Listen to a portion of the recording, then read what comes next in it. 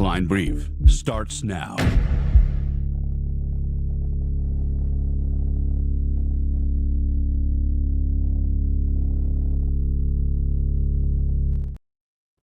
What is up, everybody? Happy Monday.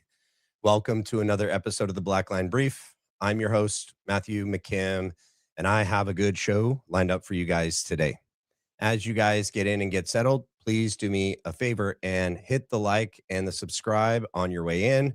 It is the best way to help support the channel. If you want to wait until you feel that you've been delivered good services, you can do that as well. Just don't forget to do it before you leave. I know things happen. So, whoa, what a day, you know? The fallout continues from the debate. You know, the clip war continues. Oh, that would be funny, right? Like Clone Wars from Star Wars. It's the clip wars that is continuing. And based on Andrew Wilson's own statement, the first 48 hours, for some reason, I guess he thinks, would go to Candace in the online battle aftermath. I guess maybe he said it's because she has a bigger channel. I mean, if there's better clips of you winning, I would think you'd win either way. You were streamed on her channel and on your channel and on PBDs, and then like everyone else that, like, you know, holds your pocket for you, like Steven Crowder. What a thing that Candace revealed today. And it makes so much more sense when we were watching Steven Crowder's live stream, why he reacted and acted the way that he did. I don't know if I have it in my X, a call that Steven Crowder made to Andrew Wilson in like soon after the debate ended. Like Andrew's in the car. He's like, I guess, just leaving Candace's house. And I mean, Crowder is exactly what Candace said he is. He's a grown man child, okay, that acts like a 13-year-old who gets his giggles from like playing pranks on people. Really? I mean, to have that guy, I forget the dude's name, who literally broke the contract. I mean, Gary, Melton, and Jen, the producer, and Andrew Wilson and all their little cronies were trying to find ways to show that Candace Owens had broke the contract because she said, hey, you know, when you're trying to be an a-hole, it just doesn't look good for you because you lose, trying to prove me wrong that I didn't know the 7 charges, or you thought you were going to get me like I was communicating with someone through my phone. Both attempts you lost. I heard someone say once, like, during a debate, don't ask questions you don't know the answer to. Okay. But yeah, so the real a-hole people would be trying to get Steven Crowder's team secretly into the house as if she wouldn't know. The fact that they were all emailing Candace's team back and forth anonymously, like no names, a burner phone account. And then this guy that shows up and is playing nice to Candace. And even she said that he was respectful, but then he goes and tries to do a secret recording with Steven outside my kid's freaking playroom.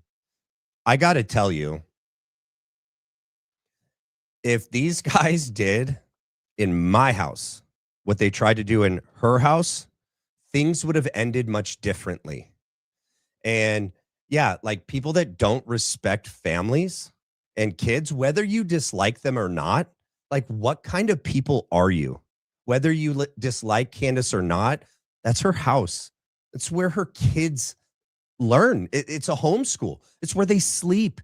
It's their feeling of security. And you would want to vandalize that by streaming a secret live stream to Steven Crowder so he could pull one of his jokes saying like, did you see Candace Owens' hands? Are they like Kareem Olajuwon? And like Andrew Wilson's like, I don't know what that means. It means, does she have big hands because she's black? Like, truly, that's what Steven Crowder said. Andrew like doesn't respond. Steven Crowder's racist. Like, that's just a racist thing to say, period, full stop. Okay. And he responds with, like, okay, you carry on. I'm being childish. You are. Yeah. Nail on the head. That's who you are. That is your whole shtick, dude. No awareness as to, like, maybe I should conduct myself in the public sphere like a grown adult. Maybe I should treat others how I would like to be treated. Maybe, especially if I'm defending Andrew Wilson, who's defending TPUSA, maybe I should conduct myself more in a manner like Charlie Kirk. And that's one of the things that sticks out to me about this whole thing. And I've said it time and time again. Out of all the people that TPUSA and Erika Kirk chose to teach their next crop of debaters to debate Candace on their behalf, and obviously that's what he did. He came there with a text message given to him by someone on that team. Someone in TPUSA gave him that text message. And he also played, eventually, it was 3, but then it was 4 clips specifically about Erika Kirk. And you're telling me that he's not doing this on behalf of them? Okay, just be honest. You want honesty? You talk about transparency? Just be honest that that's what's happening here. So we got a lot to look at. There's a lot that happened today. Blake Neff and Andrew Colvett weighed in on this whole thing. There's that. There's this other guy that I just found out about. Ooh, which reminds me, I got to pull up my email because I have just some cursory information about this guy. There's a guy that entered himself into this whole thing. His name is Mark Meckler. We should all look into this guy. Okay. Doesn't pass the sniff test at all. And so he goes on this show, Chicks on the Right, which, by the way, these women are literally disgusting. I have no clue. So they've been on YouTube since like 2009. I don't really know anything about them. I've watched a couple things that they've done before, but I don't remember if I've shared it or not. They attack Candace Owens like nonstop. Okay. They also admit that they genuinely, deep in their hearts, hate Candace Owens. And they want nothing but the worst for her. They want nothing but to bankrupt her. Oh, that's an interesting thing to say. What is that, a tactic that we've heard used before, that they literally want to bankrupt you? Yeah, that's like a Daily Wire, Jeremy Boring, Ben Shapiro tactic. Kind of like that sounds like what Candace said today on her show, and what I said in my early breakdowns of this whole thing. She wasn't being evasive in not answering questions. Andrew was specifically wording questions in a way that if Candace just directly answered them, she'd be locked in like libel, defamation, some sort of lawsuit. That's why she didn't just answer Andrew's questions. And guaranteed those questions were helped by Blake Neff, Andrew Colvett, and Erika Kirk. That's what they had to do with. And they were hoping to entangle her in some sort of statement that then they could sue her. And in fact, that's what Mark Meckler and these Chicks on the Right talk about. That's also what Jeremy Boring talked about in one of his episodes leading up to this event. That this is one of their intended goals. They want to destroy her. They want to ruin her and make it to where she has no respect in this, online space, and to bankrupt her so she can't do this anymore. To me, they know that she's a genuine threat to what they're trying to do. If someone wanted just force-fed propaganda, they could go tune in to CNN and Fox News. But most of our generation and younger, actually, I don't know anyone my generation that still watches mainstream news, like cable news. Sadly, no offense, boomers. A lot of people that still watch, mainstream news are boomers. Okay. But for most of us, we've already abandoned that completely. And so we receive most of our news through social media, whether that be, I don't receive my news on X or through Instagram or TikTok or anything like that. But we stay informed mainly through YouTube and Rumble too. But I would say YouTube's a lot more popular on mass, right? And so the mainstream news, I think, has understood this for a while, that they were going to have to reach their dirty tentacles out into YouTube, into independent podcast world, and start finding people that maybe already have established channels, or they just straight up pay people to start channels. And you really can see which channels are trafficking in mainstream news talking points, because they're all saying the same thing. And it's all the same things that you'd hear if you go turn on Fox News or CNN or CBS. And so I don't know that people genuinely hold these positions on their own. Like, honestly, okay, maybe they do. Maybe Ben Shapiro genuinely holds the positions that he does. I also think, if we were to say someone not like Ben Shapiro, because maybe because of his, Jewish heritage and, his allegiance to Israel over America, it would make sense why he does that. So maybe we pick a different example, like Jeremy Boring or Gary Melton.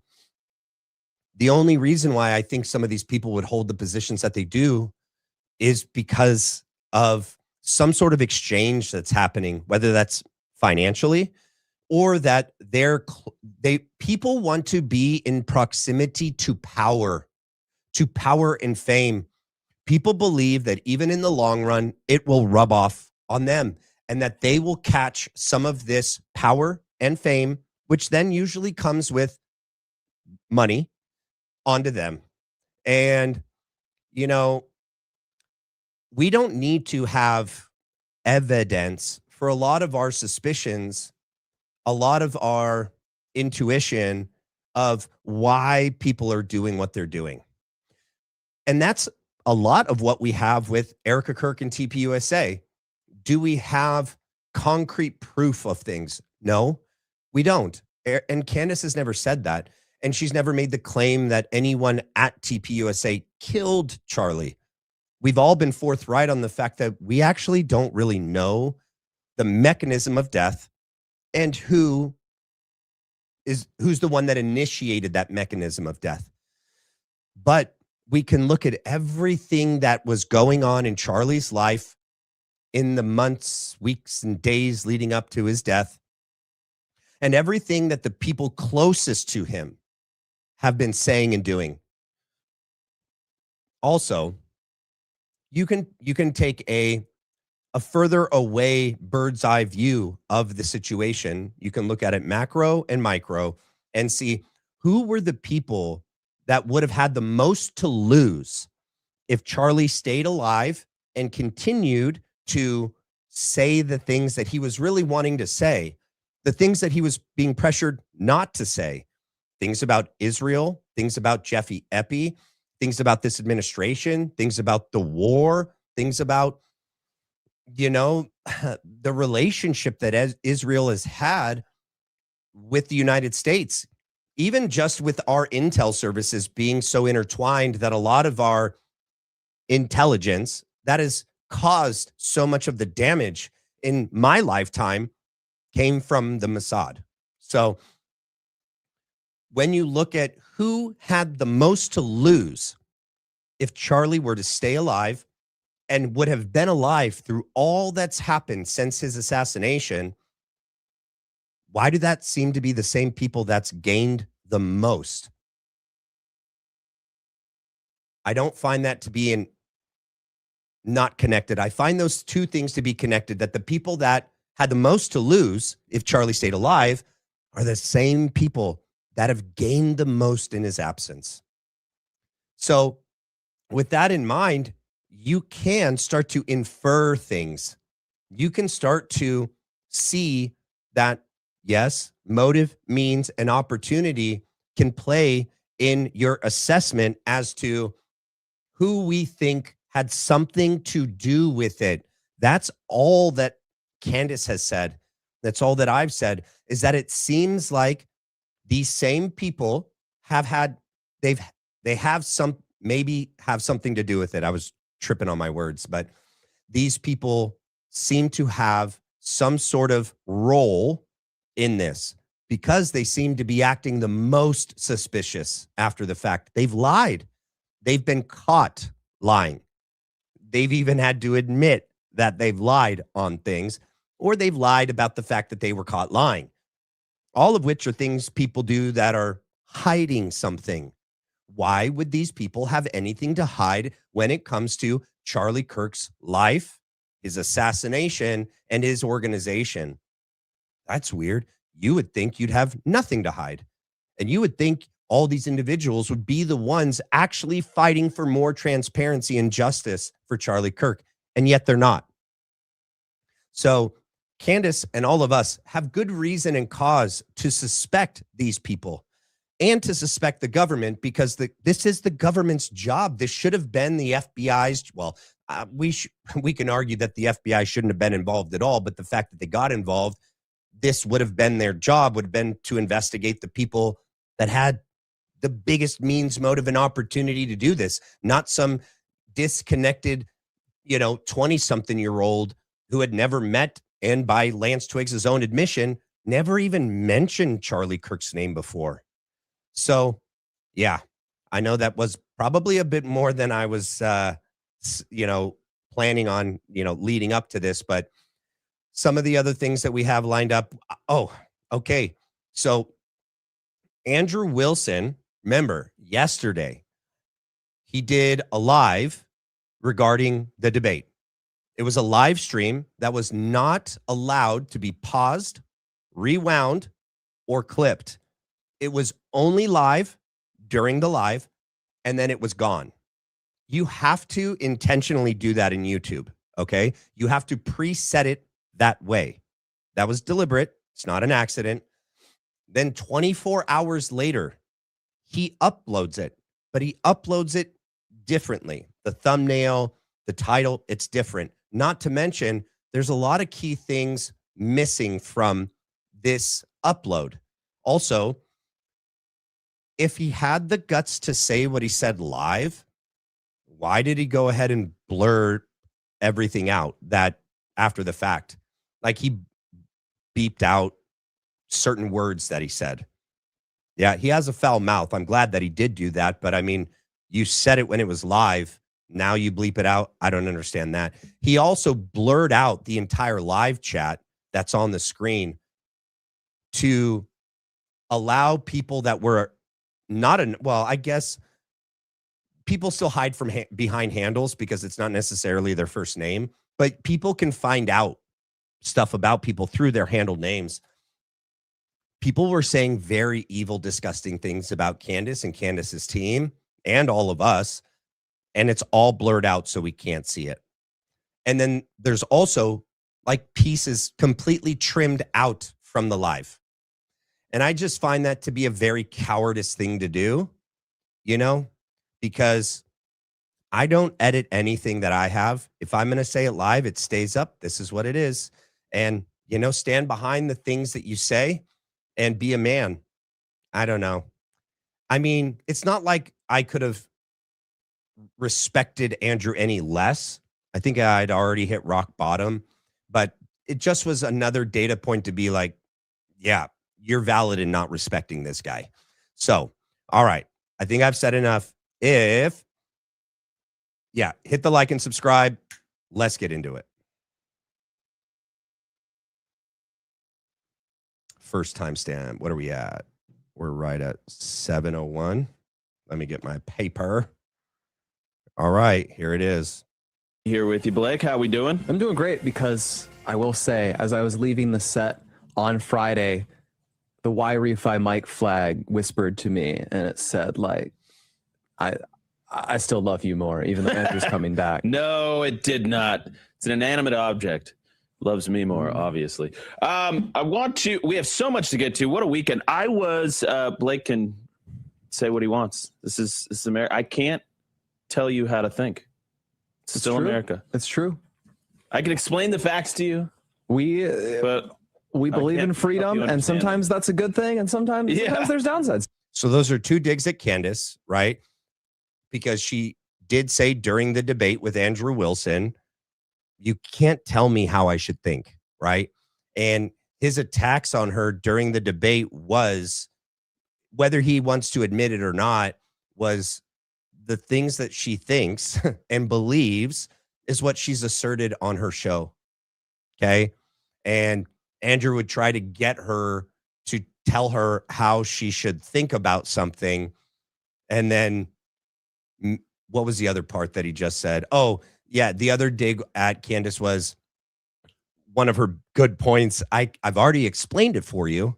I can't understand it for you, though. And so those are two digs right out the gate at Candace Owens. Okay. Next one we'll go to 908 is the closest I can get. Clancy's story. And the reason I feel personally connected to it is because it seems like there is a one-to-one overlap of the same people that were attacking Erika, attacking Turning Point, that are now raising hundreds of thousands of dollars for a woman who strangled her own.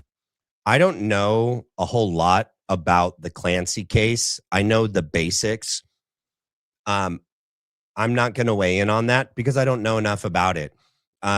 However, to lump Candace and all of us in with whoever may be, I guess people are defending the mom and saying that the husband is the crazy one. Like I said, I don't know. All of my time and energy goes into Candace Owens and the investigator, Charlie Kirk, but I mean, she's part of it, largely doing most of the independent investigating online, but into Charlie Kirk's assassination and the Tyler Robinson investigation.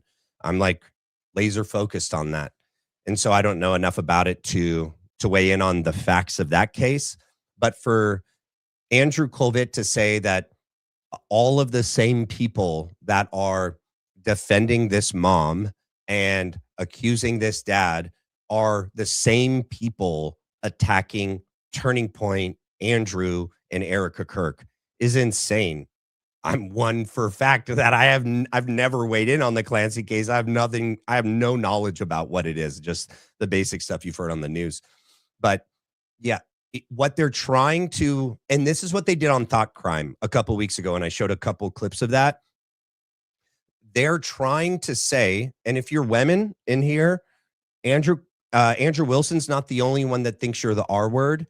So do these guys. Well, I think they think you're mentally unstable and you don't have a life, and your husband should tell you to put the phone down and go do something productive with your time. Because like they said on Thought Crime, they'll say again today, is that what's wrong with the online spaces are crazy females, pretty much, that are getting involved in, spreading conspiracies about the Clancy case. And they're doing it the same with Erika Kirk. And I know they're lumping Candace Owens in that too. Well, and that another thing that's wrong with America is like true crime. And it's like people are invested in public figures that they support. And when certain public figures get assassinated in broad daylight, and then we are systematically lied to and spoon-fed fed slop, we tend to know and notice, and we tend to take offense on that. And we want to assist in actually finding out who actually killed Charlie Kirk, because what it seems is that the investigation into who killed Charlie Kirk is over. Okay. 33 hours after the assassination, the investigation into who killed Charlie Kirk was over. They had already determined it was Tyler Robinson. I don't know if you guys heard, it's like the first 48 are so important in a murder investigation. Yeah, we lost that. We lost that because the FBI showed up, took the reins of everything, controlled all the evidence and everything that was coming in, shut down any potential investigation into anything else, including foreign ties, by the CIA and the Counterterrorism Task Force with Joe Kent. And literally if not made it impossible, significantly made it difficult that we would ever find out. The further that we get away from September 10th, not impossible, but the harder it would become. But good thing that for the first time in something like this, we are all united. Well, everyone on this side of the fence, that we're all trying to do our part.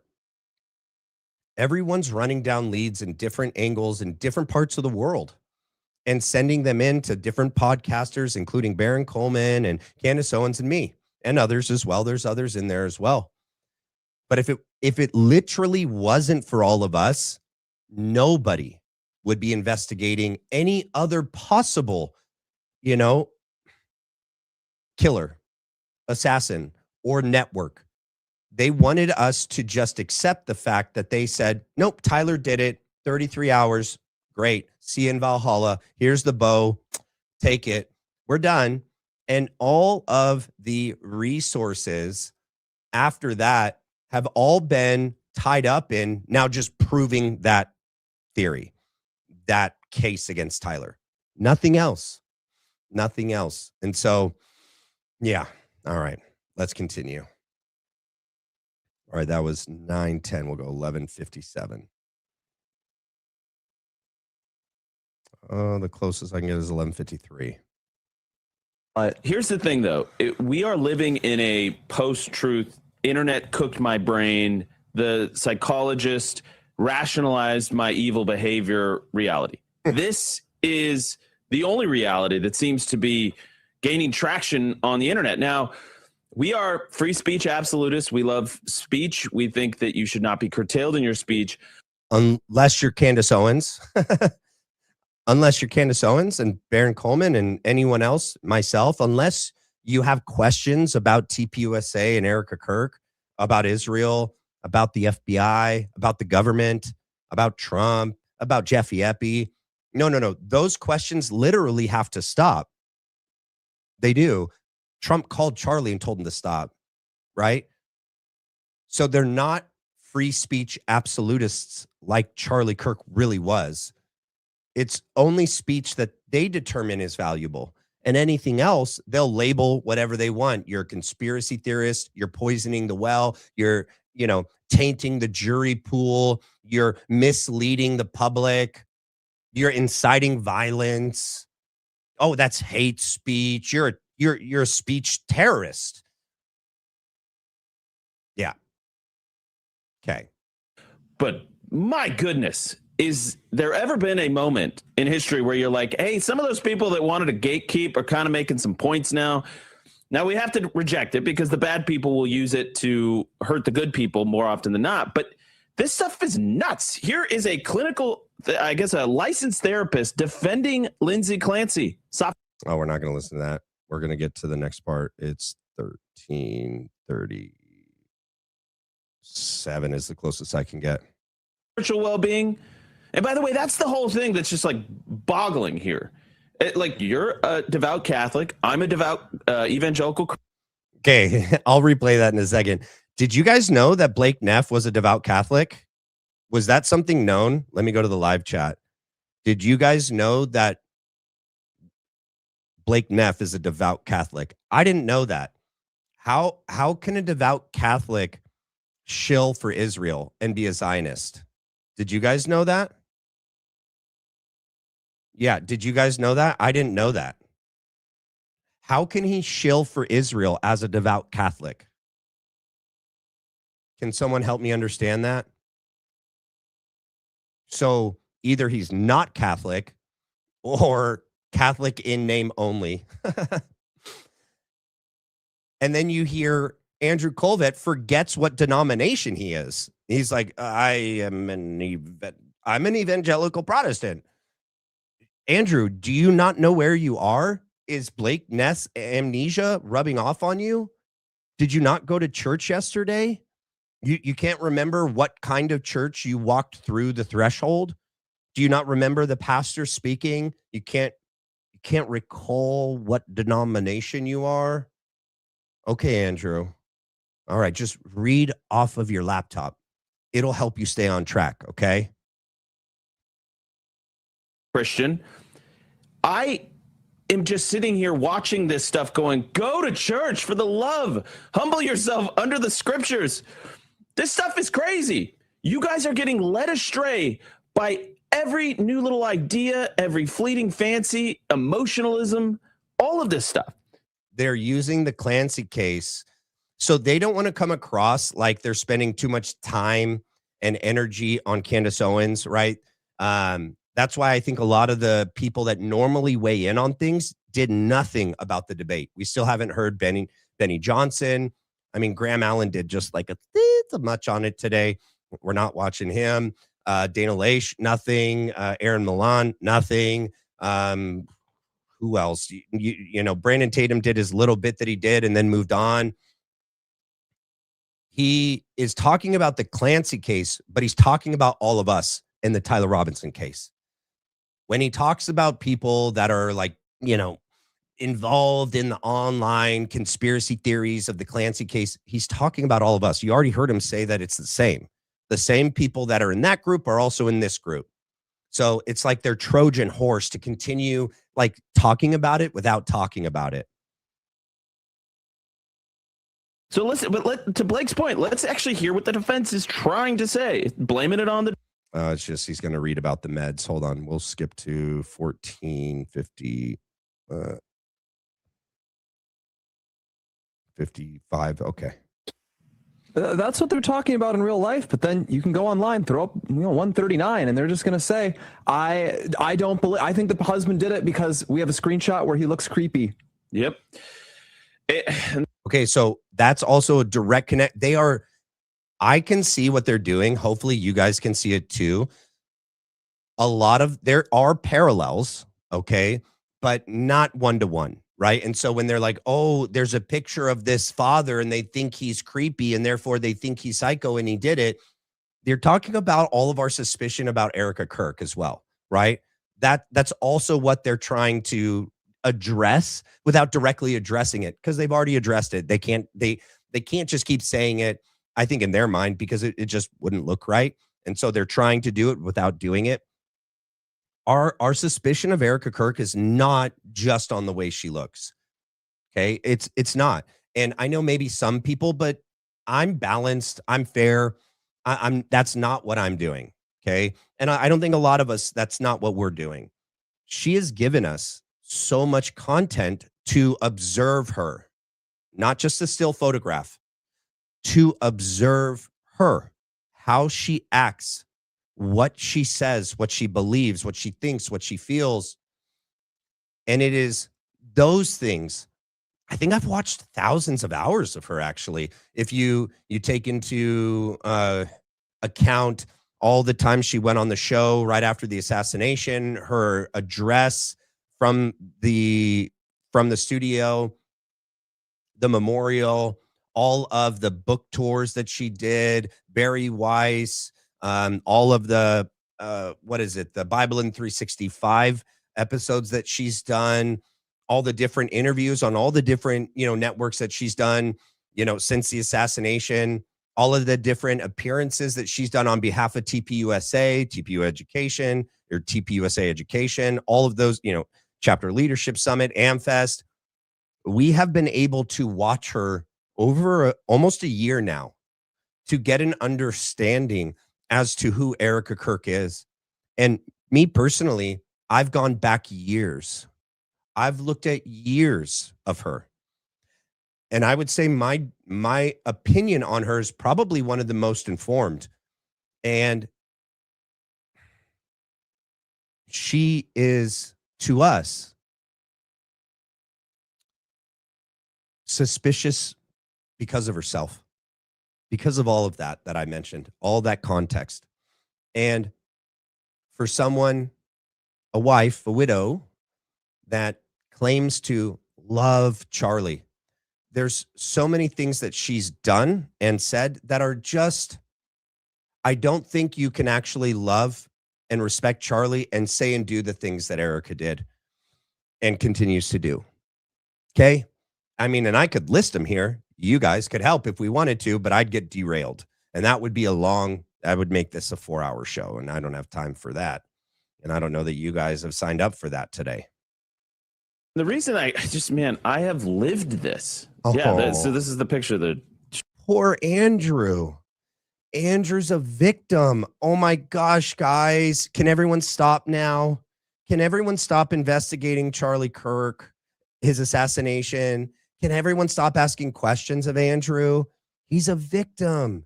Oh, we didn't know that you're the victim. No, the victim is Charlie Kirk and all of us.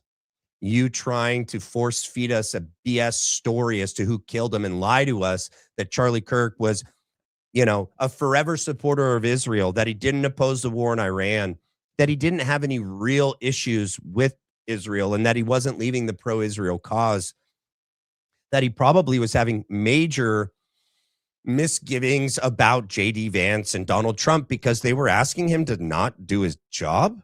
Wait, to not talk about things that were important to the public? Huh.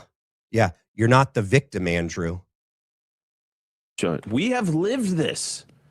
It is nuts out there, man. What people will believe in the aftermath of a tragedy. Oh, man, it makes your skin crawl because innocent people are getting absolutely, lambasted while guilty people are being defended and $700,000 raised from them. You think about Austin. So he thinks he's the innocent people. Him and his team are the innocent people being lambasted.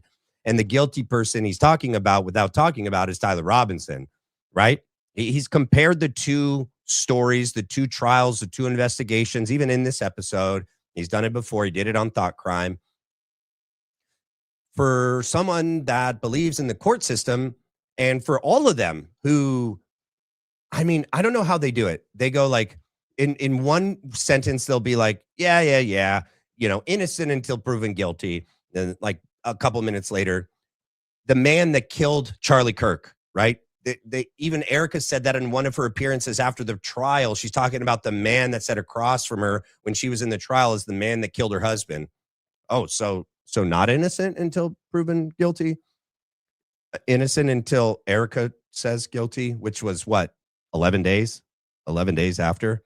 Man, that is suspicious. And I don't know how Andrew Wilson didn't understand this, and why the title is what it is today and why Erika's in dead center. It's because 11 days after, nobody knew anything. All we knew was the official story. Charlie Kirk didn't trust official stories. He didn't trust official news outlets. He didn't trust administrations. Yes, he helped get this one elected, and he trusted that they were going to actually fulfill their promises to the people. But by August of 2025, they already weren't. They already were showing to be just like all the previous administrations. Overpromise, completely underdeliver. And I have to say, for someone that's an intellectual, like Charlie Kirk was, he would have noticed that the writing was on the wall. And he would have already started to see when they call him and tell him, stop talking about Jeffy Epi. When they called him to call Candace and tell her to stop talking about Brigitte Macron's little wee-wee. That's not freedom of speech, absolutely. No, it's really not. And that would have irked Charlie to his core. And he would have questioned, why would my friends and the people I got elected be asking to do something that's completely contradictory to my nature? You're telling me what to think and what to say on my show? Nobody does that. That's one of the things that he was fighting with his donors.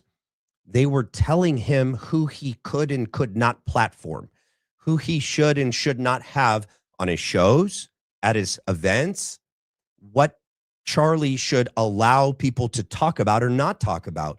They were trying to limit Charlie's speech by also limiting who he has on and what they would say. That would have bothered Charlie deeply. And it did. He said it. He said it multiple times. The more you tell me to do that, the less I'm going to do it. I'm going to drive hard against you. And so, yeah, I got to say that he would have already begun to grow pretty suspicious of this administration. And these people would have you just trust them. Just trust them. We do. We do. We trust them. There's nothing to trust.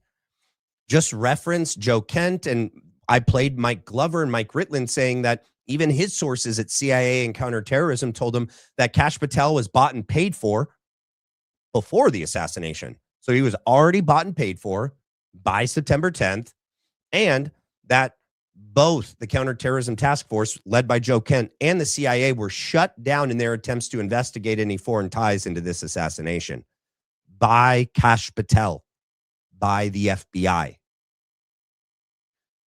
And Erika Kirk immediately says she trusts the FBI's official story.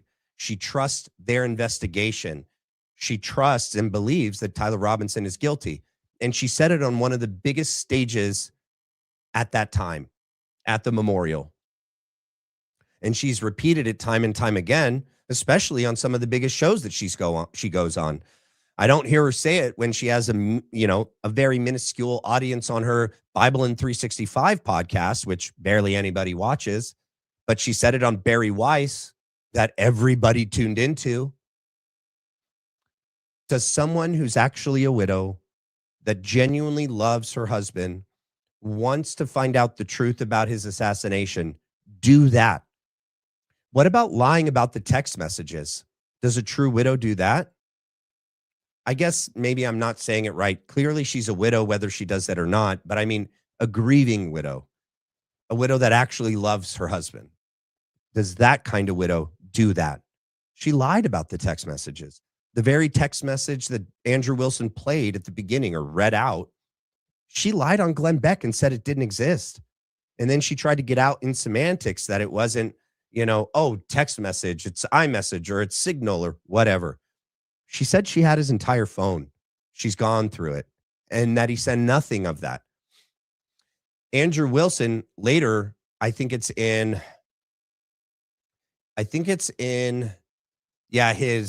his live that he did by himself with the hat, where he goes, could it be that she just made a mistake?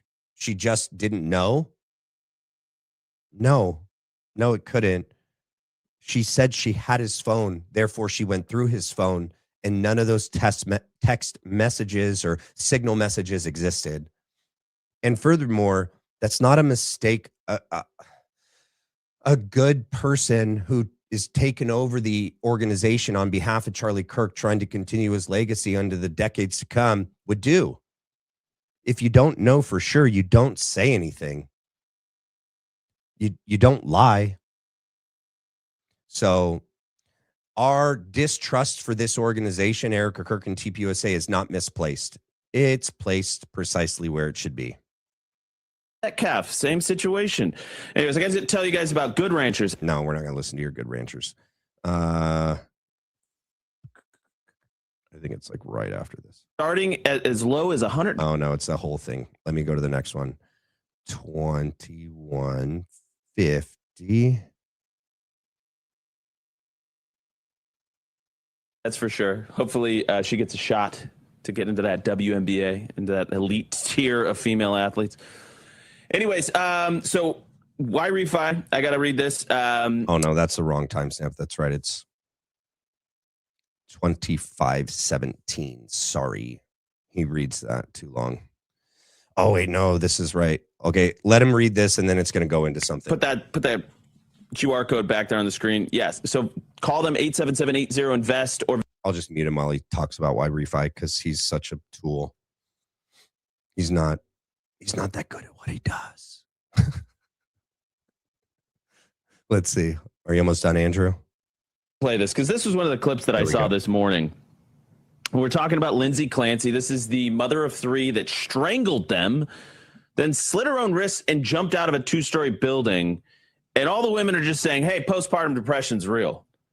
Which, even if it is, it is real. But wait, even if it's real, postpartum depression is real. I'm not saying that that's a defense for doing what she did to her kids. But it's pretty funny. Like, even if it's a real thing, it is a real thing. Andrew's like, it's real. And I thought it was funny too. He goes, Israel. It is real.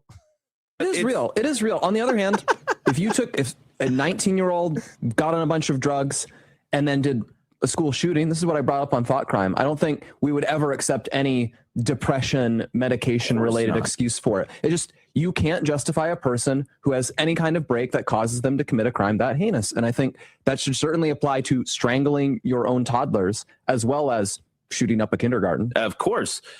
This is all basic, easy math to do. Okay. With anybody with a moral compass that's at all attuned, if you have ever prayed. So he's saying that if you're actually a good person with a moral compass, and if you have ever prayed ever in your life, this is easy math to do. Tyler Robinson is guilty, and so is this Clancy lady, which she probably is, but I don't know. I know nothing about it. I just know what I said already, that what's on the news. But the reason why I play the clips where they're talking about Clancy is because they're also talking about Tyler Robinson and that whole investigation. They've been comparing it and dancing around it the entire time. But he's saying that if you've prayed, you'll agree with us. If you have a moral compass, it's easy. You'd agree with us. So take that into account when they talk about Tyler Robinson. It's the same thing. They believe if you are actually a good Christian and you've ever prayed and you have an actual moral compass, you'd agree with them. And anyone that disagrees with them, has no moral compass, is not a good Christian, and therefore never prays. That's Andrew. Okay.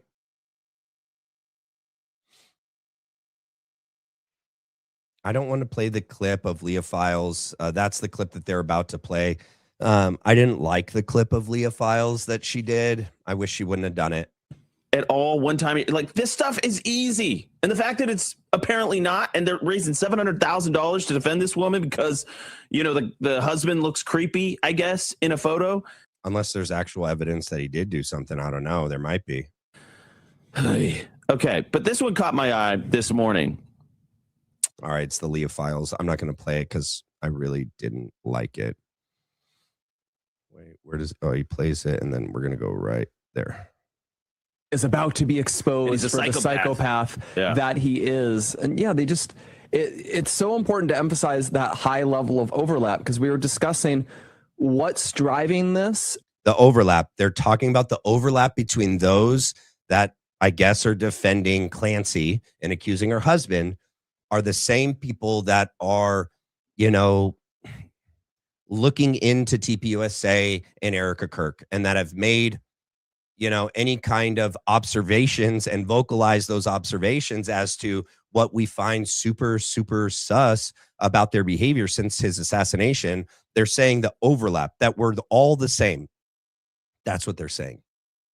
And I'm not entirely sure what psychologically does it, but it's very clear there's a large universe of people, very large. There's dozens of people whose full-time job is making videos about this, posting about it, speculating about it. It's like literally your full-time job is to make videos and to post about things that you think are important. So it's a funny criticism for you to make on other people doing the same thing. They just don't believe what you believe. What, just because they don't believe what you believe, they shouldn't do that? I thought you guys are free speech absolutists. So you're not? So you're not. Okay. All right. Reading chats from viewers about it. You can easily spend all of your free time marinating in this case, Charlie's case, cases like it. Kroberger, the exactly Metcalf case. And sure, like, true crime is popular. I think you and I, we like a show about, the hunt for a real serial killer or something. And I think that's what a lot of people assume true crime is. But a lot of it has mutated into this bizarre sphere where it very, very frequently is creating very wild theories about cases where the evidence is more clear cut. You saw that, right? Okay. Oh my gosh. So he watched the debate. He for sure did. And so did Andrew. He's such a lying piece of work to act like he didn't spend all of Friday morning watching it live like the rest of the world. He did. He lied in the beginning and said he went on some sort of trip with his family and some sort of large ram like came up to the house that they had rented. Okay, both things could be true, that you went on a trip with your family, a large ram came up to the house that you had rented, and you watched Candace Owens and Andrew Wilson. Bro, I believe you're the one that gave him that text. I believe you're the one that's been giving everybody TPUSA's information, because you are. You outed yourself. You're the one that sent the text messages up to Joe Ken and anywhere else in, whether it's the FBI or the Counterterrorism Task Force. You're the one that's been sending Gary Melton all the evidence and pictures and text messages. That's you. That's you. So, man, I lost my train of thought. What was it? Blake Neff. I need to back up. Hold up. What am I at? 24-12? Or the exactly Metcalf case. And sure, like, true crime is popular. I think you and I, we like a show about, the hunt for a real serial killer or something. And I think that's what a lot of people assume true crime is. But a lot of it has mutated into this bizarre sphere where it very, very frequently is creating very wild theories about cases where the evidence is overwhelming, convincing. That's what I should have started with. That's what I initially paused it to talk about, was they won't be able to use overwhelming and convincing anymore. I mean, they probably will. He struggled to find a different word. That is the word that they've been using this entire time. All right. When talking about the case against Tyler Robinson. But in the debate, Andrew Wilson gave a new definition for overwhelming as just convincing, that he's just convinced, but then said that he's only 75 to 85% convinced. That he thinks overwhelming means, about 75%. That's not overwhelming. Blake knows it. That's also the fact that he lost that debate on the evidence. In the trial against Tyler Robinson as the lone gunman, he lost that in the debate. He conceded it at the end. He said, we stalemated. That was the whole point in you coming here, moron. You said it's overwhelming. That's been our issue with all of you, is that all of the evidence is hearsay, number one. None of it has been proven to be actually validated yet. They promise that it's been, and that we'll see it in trial, but you've seen what we've seen, and yet you're completely convinced. Erika was convinced on day 11, and it's overwhelming that he did it, and he did it alone. That's been our issue. That's what makes you guys look so suspicious. It's because it's not. It's underwhelming. We have the same kind of evidence, hearsay, right? We have people that have sent in, text messages, photos, videos, tips. She's interviewed people, spoken to people that were there on the ground, spoken to the Panguitch Cowboy Steakhouse restaurant owner. That's hearsay. And yet you're saying we can't do that and we shouldn't be convinced by it. And yet all of you are like 100% convinced that Tyler Robinson did it on the same thing. But yet yours actually is worse. The evidence that was actually all done by the FBI. The FBI came in and did all of the investigation. By the time it was handed over to the State Bureau of Investigation and to the Utah County Attorney's Office, it was done. It was already done. Everything that was collected was collected. It was done. Then they were, from there, that was their starting point. Tyler did it. Here's what we have. Prove it. So that case is not overwhelming. Blake freaking knows it. That's why he can't say it right now. What a tool. He goes, and he sucks. More clear cut than is maybe compelling for good drama. And then so that people doesn't just work. conjure. And then also there's just the constant social media need to go further, create new content, string stuff out. Oh. And I think that incentivizes. Oh, yeah, we're all just doing it for the money. Oh, she's just drip feeding. You know what Andrew promised? Andrew Wilson promised that he was going to release the text message, the proof of it, on his show. Did he do it? No. Oh, and then he jokes about, we're going to drip it out. We're going to drip it out. Also on the live feed, that, and I can't listen to the whole thing, you guys. So like we'll see a couple of clips of it, but he has his mic turned up so loud you could hear like every bit of saliva in his mouth. I can't do it. But he says he has a lot of never before seen evidence. Where would he have gotten this evidence? Where did he get the evidence? The only place he could have received any of this evidence would have been TPUSA. That's it. Because his whole job is to like defend and exonerate them as being potentially guilty suspects. So all of it is being handed to him from TPUSA so that he can now go out and defend them and try and attack Candace Owens. He hasn't revealed anything. He hasn't released anything. Stay tuned, though. Stay tuned. He might. Anything that comes from them is total BS, because you know what? That's all Candace and all of us have been asking this entire time. An open conversation with them, whether that be Erika or Andrew Colvett and Blake Neff. She's asked them to like debunk theories and claims that she's made regarding them, regarding early timelines, things that happened to Charlie before his death and what they've said and done after. They've not assisted in any way to try to clear the air. Oh, but now they want the truth out. No, now that, Andrew Wilson's here to save the day because he's such a white knight. Give me a break. I'm not going to trust anything that they release through him anyway. They should have done it this entire time. They all have a massive social media presence because they have access to Charlie Kirk's social media. They clearly post things, like things, and live stream things. They use his name, his likeness, and everything every day. They have no problem doing that. How about you release all of the true evidence that you gave to Andrew? That's all we've wanted. Why would you not want to do that? If you guys literally have nothing to hide and you're guilty of nothing, and it literally would help restore the trust in this organization and would help restore the trust in Erika Kirk, and it would bring the microscope and the arrows off of her and you guys, why wouldn't you do that? Why wouldn't you do that? Oh, but now you're going to do it through Andrew Wilson. Okay. Sure. Weirder and weirder reactions to these things. I mean, there's a couple things that I'm thinking about here. First of all, the true crime genre. And by the way, you saw this in Hollywood, the rise of the anti-hero, right? Where, I love Breaking Bad, for example. Great show. This whole thing about Breaking Bad. I can't with Breaking Bad right now. Oh, these guys like trying to act like they're intellectuals. It just drives me nuts.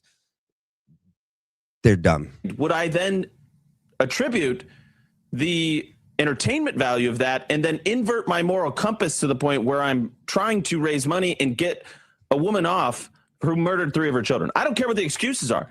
Second thing, we have a massive mental health problem. Here it is. We have chronically online wine moms. Wine moms. Literally, they need strong male guidance. I know that's maybe controversial, but for whatever reason, this seems to be something that affects women more than it does men. I'm not saying men are unaffected. So him and Andrew are like this. Andrew thinks all women are the R word, and Andrew thinks all mommy sleuths online drink wine and have no life and traffic conspiracy theories because it's fun. They're bored. They're bored. None of them have a moral compass. They're not actually doing it because they actually believe it. They're just drunk on the vino and they have nothing better to do. That's what Andrew Wilson and Andrew Colvett believe about all of us. But we need, these women, if they had a man that was like, wife, get off the phone. We need to go touch grass together. Let's go for a walk. Something like that. It's interesting you say. There's Erika Kirk. Go touch grass. Oh my gosh. Okay, let's hear what Blake has to say. We have a mental health crisis. You should watch what we did last Friday if you haven't, or watch the documentary it's about. Because I do think there's something to be said that the whole segment was about, we do have a mental health crisis. Is it caused by us constantly talking about it, marinate? Oh, that's right. It's nothing. Let's move on. All right. This is where they're going to have on, it's crazy. So let me go to 33, 37. I didn't pick that. That's just what it is. Okay. Actually, it's right there. Yep. All right. Before I hit play, the people that they choose to platform, right? Whether that's Andrea Burkhart, Matt Tardio, Viva Fry, and this other guy like Milk Bar TV. These are all the people that spend their time defending TPUSA and the official FedSlop narrative and attacking Candace and the online investigators and anyone that has an alternative theory as to who killed Charlie Kirk. So they can't even pretend to actually be in good faith, pursuing every stone. We'll leave no stone unturned. We want the truth for Charlie. We're looking at everything. We're looking down all those angles. Yeah, we're going for the truth here. And yet the only people that they seem to talk to are people that are like paid by them. I don't know. He makes a joke about it too. I think it's because it's true. We'll see. Welcome back. We're about to be joined by the one and only Viva Fry, former litigator, and really just like a principled guy. I just want to tell you, like Viva, he's just stepped into this like space where he's like standing up for like sanity, and he didn't have to. TPUSA and Erika Kirk. That's what he means. He's not paid. Why would you say that? Why would you say he's not paid? Do you even need to say that? I mean, it's kind of like when BB was like, we didn't do it. Nobody was thinking it. Now we are. Now we are. I mean, I was kind of already thinking it with like Viva Frey and Milk Bar and all these guys and Gary Melton. But I mean, like now I'm thinking about it again. Thank you. And he's so dogged. And he's just won my respect in such huge ways. He already had it, but he pulls Erika Kirk, right? He just won his respect. No, he already had it. Which one is it, Andrew? Did he just win your respect for being so dogged? Or did he already have it? Meh. Nevertheless, we're going to bring him on in just a second. I want to tell you guys about Patriot Mobile. No, we're not going to talk about Patriot Mobile. We're going to go right to Viva Fry hopping on. I'm out today. Viva Fry, my friend, how are you? It's good to see you.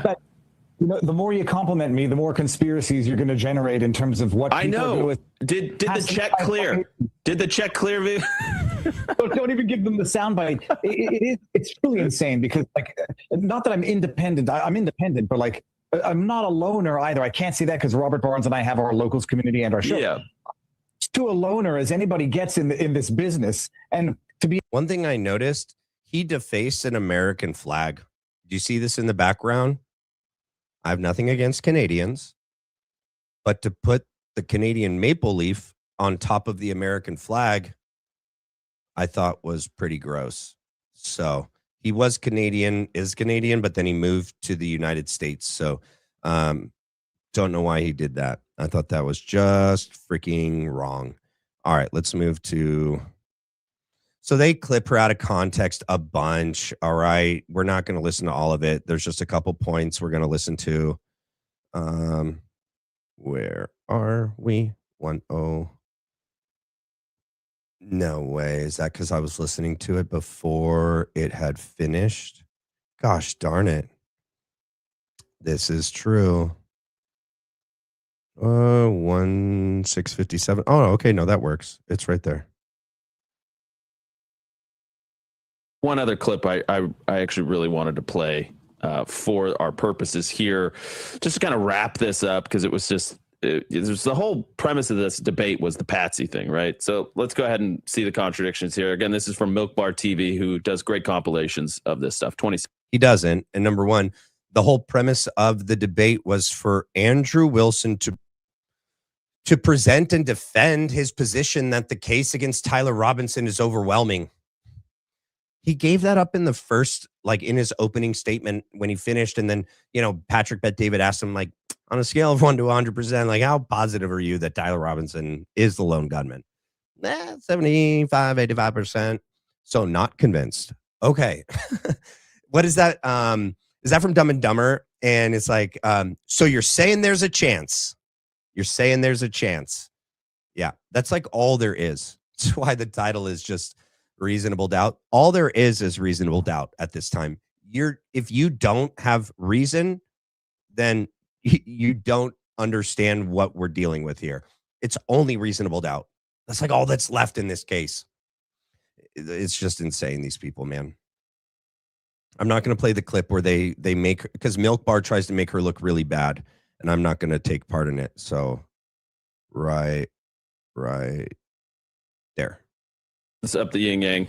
We are joined now by Tyler Boyer, and Cliff Maloney is joining as we speak. Tyler, you are the COO of Turning Point Action, and we have a... Oh, that's right. He goes into talking about this new get out the vote, chase the vote thing that they're doing. And I sent that on to Matthew Tuzzaroni because that's more his wheelhouse. And I definitely want him to watch this whole thing, the political thing with Tyler Boyer, because that's Matthew Tuzzaroni's wheelhouse, and I want to get his opinion on it. All right. So this is Mark Meckler. All right. And this is the chicks on the right. They're disgusting, and I'll get into why. Mark Meckler's also not a good person. All right. Let me pull up what I have, right? Let me just read you a couple things about Mark Meckler. All right. Mark Meckler is a highly prominent right-wing political activist, attorney, and tech executive whose career has drawn substantial criticism, public controversies, and internal clashes from both the political left and right. He is best known as the co-founder of the Tea Party Patriots, the president of Citizens for Self-Governance and the Convention of States Action, and the former interim CEO of the conservative social media platform Parler. The primary issues with him are public scandals and points of opposition surrounding Mark Meckler's career include a 2011 airport gun arrest. In December 2011, Meckler was arrested in New York trying to bring a gun on a plane with 13 rounds, right? He did hold a valid California carry permit. It was completely invalid in New York. He was initially charged with felony, but ultimately pleaded guilty to a misdemeanor charge of disorderly conduct. Meckler publicly criticized the arrest, claiming New York committed robbery by keeping his firearm. Clashes and ouster from the Tea Party Patriots. Shortly after his gun case concluded in early 2012, Meckler abruptly resigned from the Tea Party Patriots, an organization he helped turn into a national powerhouse.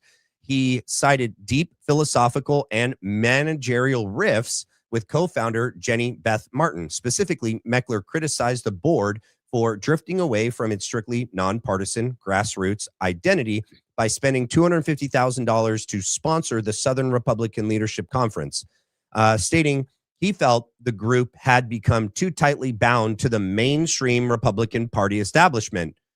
That's weird. That's what TPUSA is doing.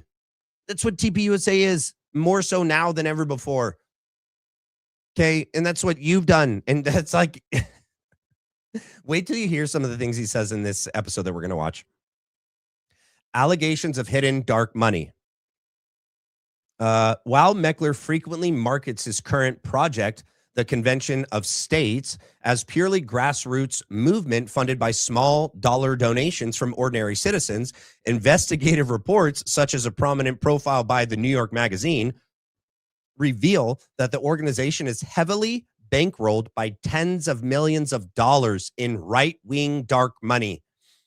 Critics and political opponents have accused Meckler of running a corporate-backed operation masquerading as a populist uprising to enrich his own family's pockets. All of this I'm reading you before we watch the chicks on the right with Meckler, and you'll understand why. You'll understand why. So just note these. Keep these, all right? Right-wing and left-wing backlash over Article 5. Meckler's central goal in evoking Article 5 of the U.S. Constitution to trigger a convention of states to impose term limits, which sound great, fiscal restraints, which sound great, and to scale back the federal government, all sound great. However, this has earned him enemies on both sides. The left progressive watchdogs, the Common Cause, label him an extremist trying to completely rewrite the Constitution, which they warn could dismantle civil rights, environmental protection agencies, and foundational democratic norms. The right, traditional conservatives, and organizations like the Eagle Forum heavily criticized Meckler. They express immense fear of a runaway convention, warning that once a convention is called, delegates could completely throw out the original Constitution and the Second Amendment. Some fringe right-wing critics have gone as far as baselessly labeling him a tool of George Soros. But there are connections to George Soros. And if they did call a convention of states and they began to rewrite any parts of the Constitution and take out any amendments, yeah, it could run away very quickly and we'd all be screwed. And I don't think a super rich oligarch should be involved in that at all. And we shouldn't have anyone that is part of TPUSA in this administration asking for a convention of states, because we could end up like Korea, like North Korea, guys. It could go bad really fast. That's what this guy wants. The Parler leadership in harboring extremists. Meckler stepped in as the interim CEO of Parler in early 2021 after the app was booted from major tech servers following the January 6th Capitol riots. Under his brief tenure, left-leaning advocacy groups accused Meckler of using Parler as an outfit of his Convention of States website, Open the States, to actively harbor right-wing extremists, spread misinformation, and organize armed anti-lockdown protests across the country during COVID-19 pandemic. Also, former employees from his early adult years noted an interesting ideological shift in Meckler's life. In the 1990s, while running a local coffee shop in California, former staff members described him as a dyed-in-the-wool liberal who wore stubbed dog collars, loved punk rock music, and actively defended the LGBTQ plus people against local bullies, contrasting sharply with the traditionalist Christian conservative executive image he projects today. He's also a Jewish Christian, so take that for what it is. All right, let's get to the video. Welcome to another episode of the Chicks on the Right podcast. Today, as our special guest, we have Mark Meckler with us. He is the co-founder of the Tea Party Patriots. He is the co-founder of the Convention of States Action, COSA. He is the CEO of Just the Network, which is the parent company of Just the News. And you might recognize him because he recently had a viral moment with Jeremy Boring where he revealed a little bit of what Charlie Kirk really thought about Candace Owens. And we want to dig into that a little bit. Can you walk us through the specifics of that conversation that you had with Charlie on your hunting trip? So this guy's whole point in coming out, when did this air? And we're going to look at the Jeremy Boring video that he did that Gary Melton was on, because that was really interesting. So this aired 2 days ago. So this aired Saturday, just after Candace Owens's debate. And what they're trying to paint is the same exact narrative that Andrew Colvett spouted.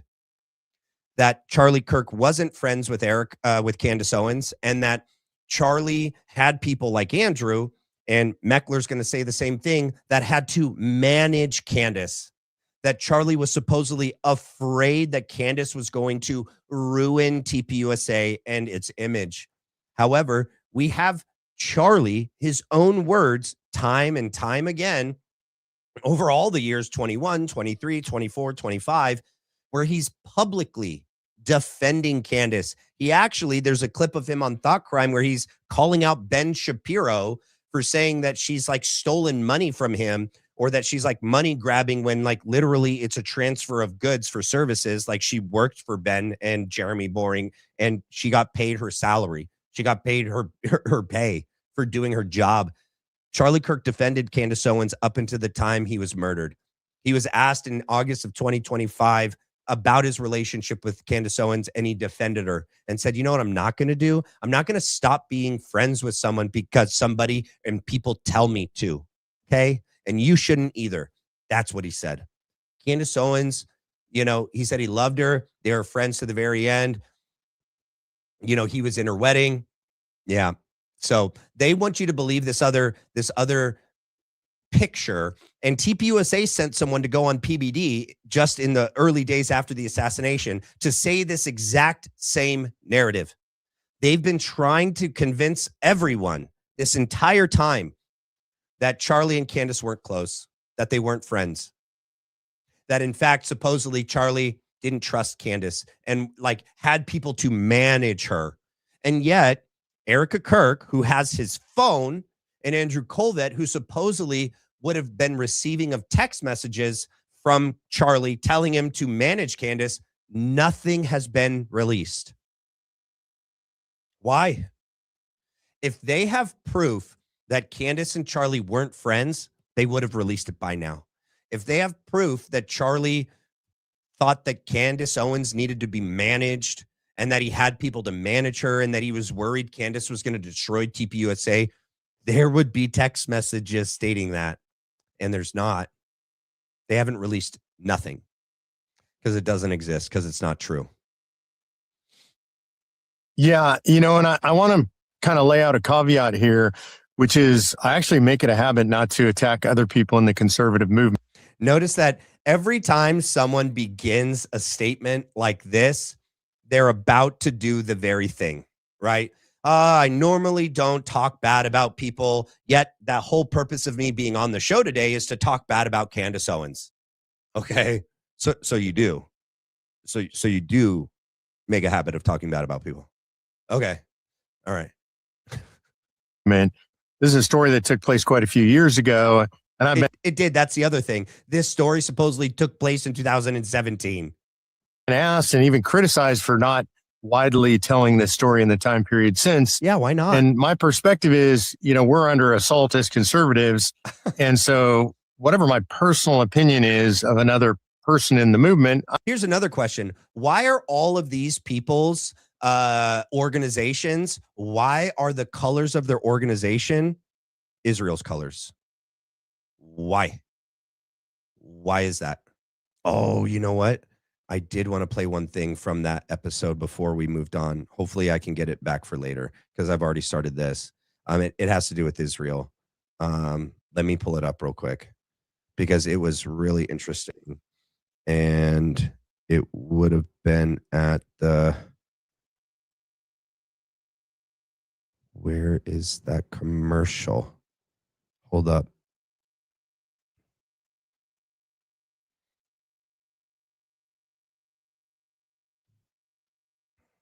I gotta find it because it was so insane. The commercial that they played and then they pulled down. Okay, never mind. I'm not gonna be able to find it. I'll find it some other time.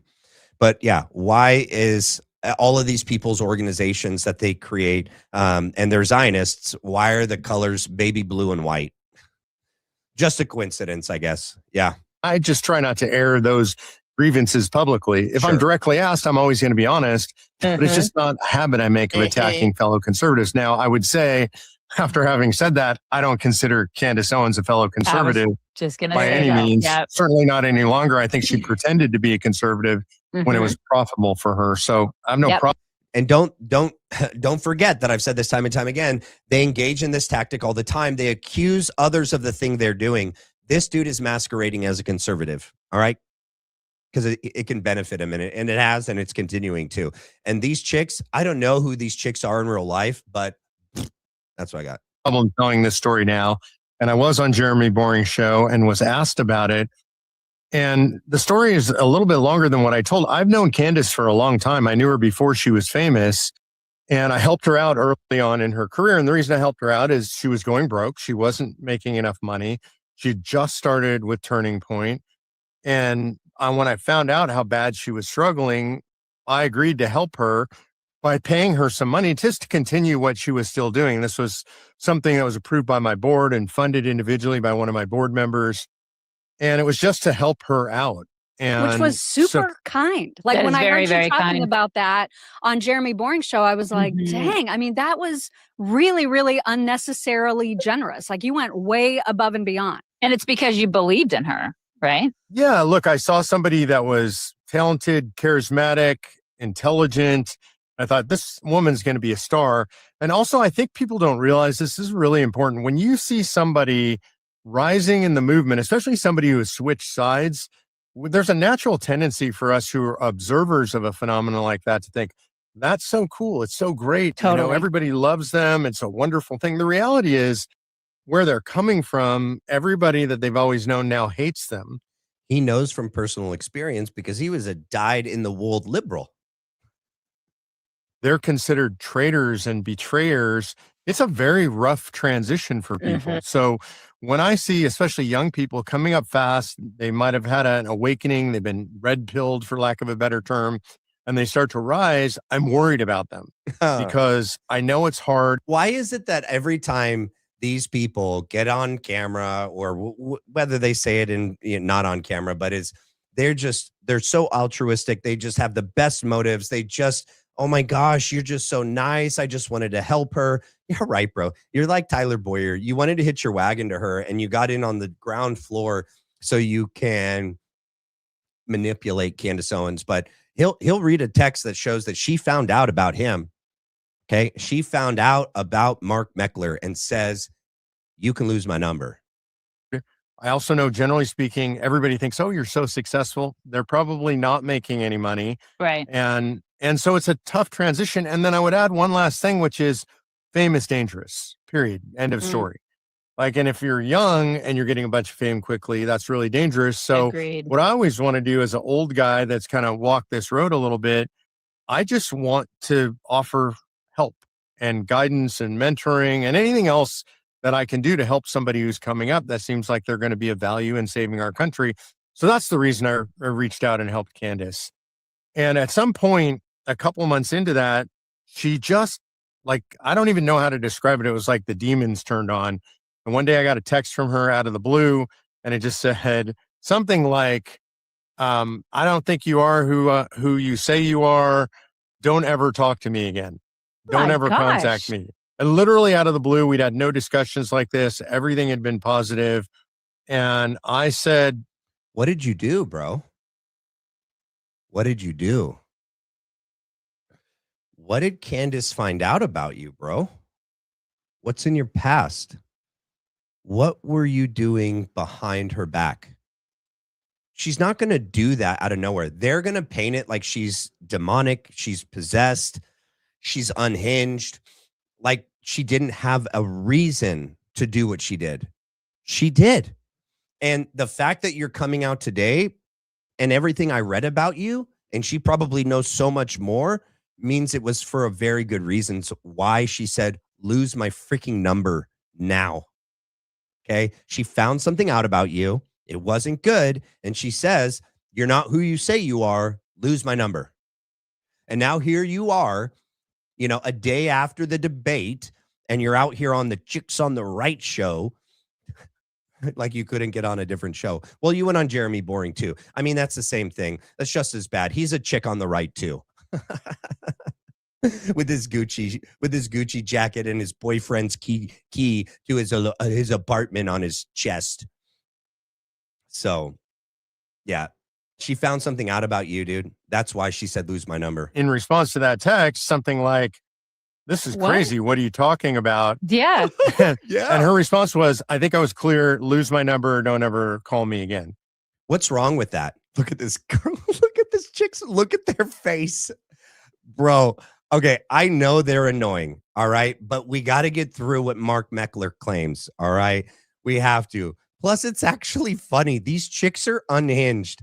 I can't believe these people exist in the real world. Like, they have husbands, they have kids. I feel bad for the kids, but just make it through so that we can hear the claims of Mark Meckler. All right, because he was there supposedly with Foster Freeze and Tucker Carlson and Charlie Kirk. All right, and the things he's about to say are important. All right, so we need to make it through it as a team. I'll make fun of him. I'll make it palatable. It's all right. We can do it. And that was the end of my personal relationship with Candace Owens. And when was that? Oh, man, that goes back probably I want to say something like 2018, 2017. It was in her early days. I don't remember the exact year, being her early days with Turning Point. She was becoming a phenomenon at Turning Point. She had not yet become their communications director, which happened shortly after that. Mm-hmm. So sometime later, I was on a trip with Charlie Kirk. I knew Charlie socially more than politically. We had a mutual friend and philanthropist, Foster Freese, used to take us both hunting on these hunting trips. And so Foster Freeze is super sus too, just so you know. Okay. So it's Charlie. Can you guys imagine this? Charlie's alone on a hunting trip with two old dudes that he doesn't really know. They have lots of money and they want to influence Charlie Kirk in 2017 and 18 while they have guns in their hands. I mean, I could just imagine what it might have been like for Charlie and the things that these guys were telling him, advising him, mentoring him, as they would probably say. And yeah, I look back and feel bad for Charlie that he was surrounded by these freaking vultures from the very beginning. So I met Charlie maybe when he was 19 years old, 20 years old, something like that. And we would go on these trips together. So I knew him personally more than professionally. And you get some good time. You spend 2 or 3 days together out in the fields, hunting, dining together. And at the time, Candace was involved in a very public dispute with Kanye West. And I don't know if you remember this. We but do. She had started Blexit. She made a claim that Kanye had designed the logo for Blexit, a claim that Kanye refuted. He didn't want to be engaged in politics. No, that's not true. He was really involved in politics for a while, but then his family got a hold of him and his trainer got him hospitalized and put on medication. And he about faced really quick when they threatened to take his kids away from him, when they threatened to ruin his life forever. Okay. And his sad family that he had married into was all doing it to him, the Kardashians too. So, I mean, it could make sense why he would have said yes, because they were saying him supporting Trump was going to ruin his career, right? Because obviously Hollywood in the music industry is extremely liberal, and everyone, all of the, actors and A-list, singers, they get touted out as being like political spokespersons for the liberal left. And they wanted Kanye to do that for them, but on his own, he was doing it for Donald Trump, and he had partnered with Candace Owens and Charlie Kirk. And that they freaked out about that. They did everything they could to ruin the relationship between Kanye West, Candace Owens, and Charlie Kirk. And they somewhat succeeded. Okay. Can you imagine all of the lawyers and all of the, CEOs and all of the wealthy people that donate and wanted to control? All three of them were like, this is a bad trifecta. We have to concoct a reason to get Candace out of TPUSA. They did that. He'll talk about it. And to get Kanye West out of their life. And they did that too. So I believe Kanye did agree to create the logo, but that he was forced to recant and go the other direction. There's another guy that's gone completely off the rails, in my opinion. But at the time, he was actually had been red-pilled and was pro-Trump. And so Candace was trying to piggyback on that. This big fight breaks out. I'm with Charlie. Charlie is constantly on his phone on that trip. We're out in the field, we're hunting. We try to shut all that stuff out when we're doing that. This big controversy is going on. And I asked Charlie what's going on. He explained it to me. And so in that context, I asked him about this email or this text exchange that I had with Candace. And he said, I don't know. And he literally picked up his phone. He pointed to his phone and he said, but some people never change. And so I was said, this when how long after she was no longer at Turning Point when that conversation took place? No, right? she was still at Turning Point. Right. She was still there. Okay. She was there. She was their national comms director. And this is why it involved Charlie, because Charlie's trying to protect his brand. He's trying to protect Turning Point. It's become this huge public controversy. The last thing Turning Point needs is to be at war with Kanye West. Exactly. Right. And Candace is having this big public thing with Kanye, much to her own benefit. This is Candace's pattern. She gets her prominence out of doing ugly, controversial things.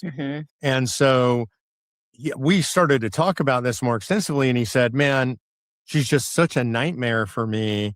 And it's just constant management, to contain the chaos, to contain the drama. And there's always a balance for him. He described that, she's very popular and she's very charismatic and she's really well spoken.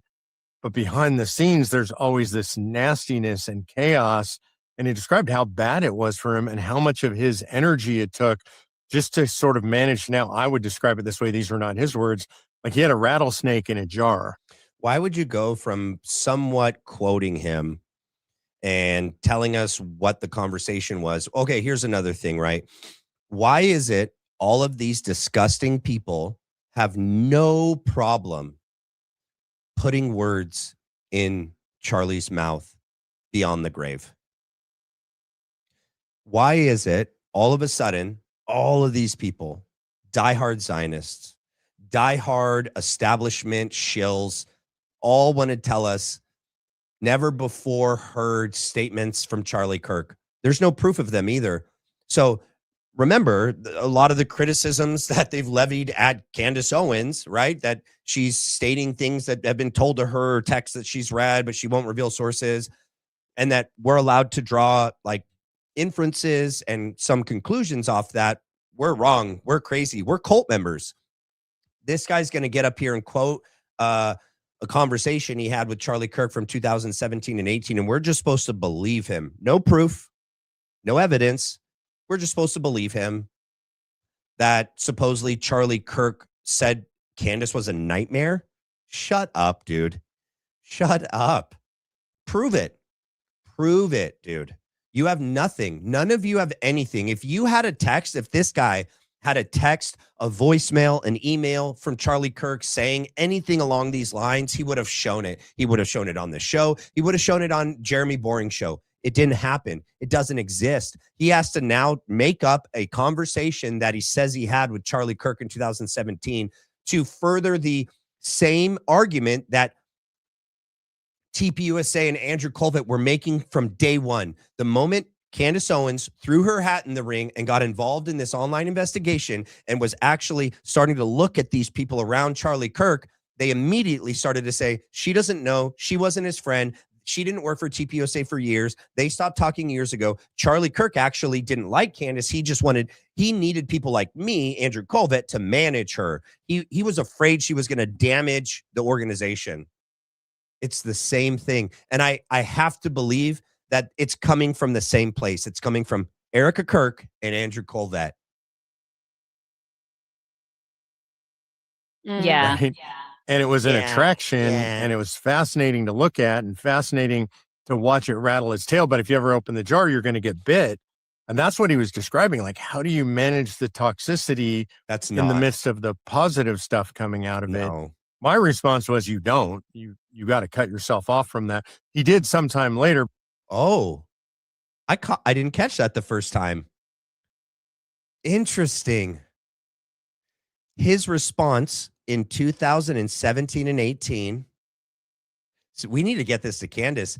She was sure that people were placed in Charlie Kirk's life and her life to separate them, to drive a wedge between them. Remember when she goes to the UK, when she meets her husband, and her and Charlie stay together at Mappin's house, and she does that speech where she's not like, promoting Hitler, right? She's just saying that if like he only had nationalistic goals, it wouldn't have gone as bad as it did, but he had so much bigger, goals in mind, and we saw a lot of them play out, right? But that, because she was defending nationalism, because, remember back then that's what everyone was claiming about Trump, was that he was like Hitler, like he's a Nazi, and they're calling us that, right? If we supported him. And all she was saying is that nationalism by itself is not a bad thing. Nationalism shouldn't be a dirty word. But after World War II, nationalism became a very dirty word. And anytime nationalism began to grow and rise, it had to be attacked immediately. But this guy just admitted that he's on that hunting trip, and his advice to Charlie was to cut ties with Candace Owens. You cannot handle any, issue that supposedly was arising with her being part of TPUSA. The only thing to do with her is to kick her out. He admitted it just now. Candace had a right suspicion to not trust this guy. She had the right suspicion to say, lose my freaking number. I found out about you. You're not who you say you are. Lose my number. Well, he just admitted it. He was telling Charlie to cut ties with Candace Owens all the way far back as 2018. But he cut himself off when she actually started to sort of lean into the more pro-Nazi stuff. That's the same lie that was told after her speech with Charlie in the UK. I wonder who was the culprit of the originating, trafficking of that claim. I wonder if it was you, Mark. I wonder if it was you and Ben Shapiro and Jeremy Boring, because you seem to be so close. We'll play your clip with Jeremy in just a second. What up, you guys? I see people in the chat. That, and that's when he broke ways with her. But this conversation, he was very clear. Candace was not a friend of his. Candace was a problem that he did his best to manage. And the idea that she posits herself as some kind of great friend of Charlie's, I had extensive conversations with him, and not just on that at that time, but later, about how difficult it was to manage her. Obviously, go ahead. Prove it, bro. Prove it. Show us one text. Show us anything that can prove the claim you're making right now, or else you're just like all the rest, which we already know you are. You wouldn't be on this show putting words in a dead man's mouth, claiming that he said things about a good friend that he never said privately or publicly. We've never seen or heard Charlie ever say anything even remotely close to what you and Andrew Colvett and others from TPUSA have claimed about Candace and Charlie. It's because it doesn't exist and it comes straight from the top. Freaking gross. I was just going to ask if after that clip of you on Jeremy's show went so viral, did she ever say anything? Did she acknowledge that? Did she ever attack you after that? Oh, yeah. That's her style. Oh, yeah. Of course she did. And honestly, my wife asked me if I thought that was going to happen. I thought, I'm a small fish. Everybody's attacking her. She's not going to come after me. But she did. Indeed, on her podcast. I don't watch it. Somebody else sent me a clip. And what she said is that I'm lazy and I'm always trying to benefit off of other people. And that she and Charlie joked around and that they called me Sneakler or something. Sneakler. Because he sneaks around behind people's backs and he does sneaky, conniving things. Kind of like when supposedly Charlie said something to you and you tell him to cut ties with Candace Owens. I have clips of Charlie from 2017, 18, 19, like every year. He's never privately or publicly ever said anything negative about Candace Owens. Complete opposite. He thought the world of her. Candace has text messages all the way up into 2025. He never stopped being friends with Candace Owens. He never stopped talking to her about personal things, about professional things. These people are liars. And they're all doing this on behalf of TPUSA and Erika Kirk. That is what we should realize. And they're all working together. Let's hop over here just to take a break from these two for a second.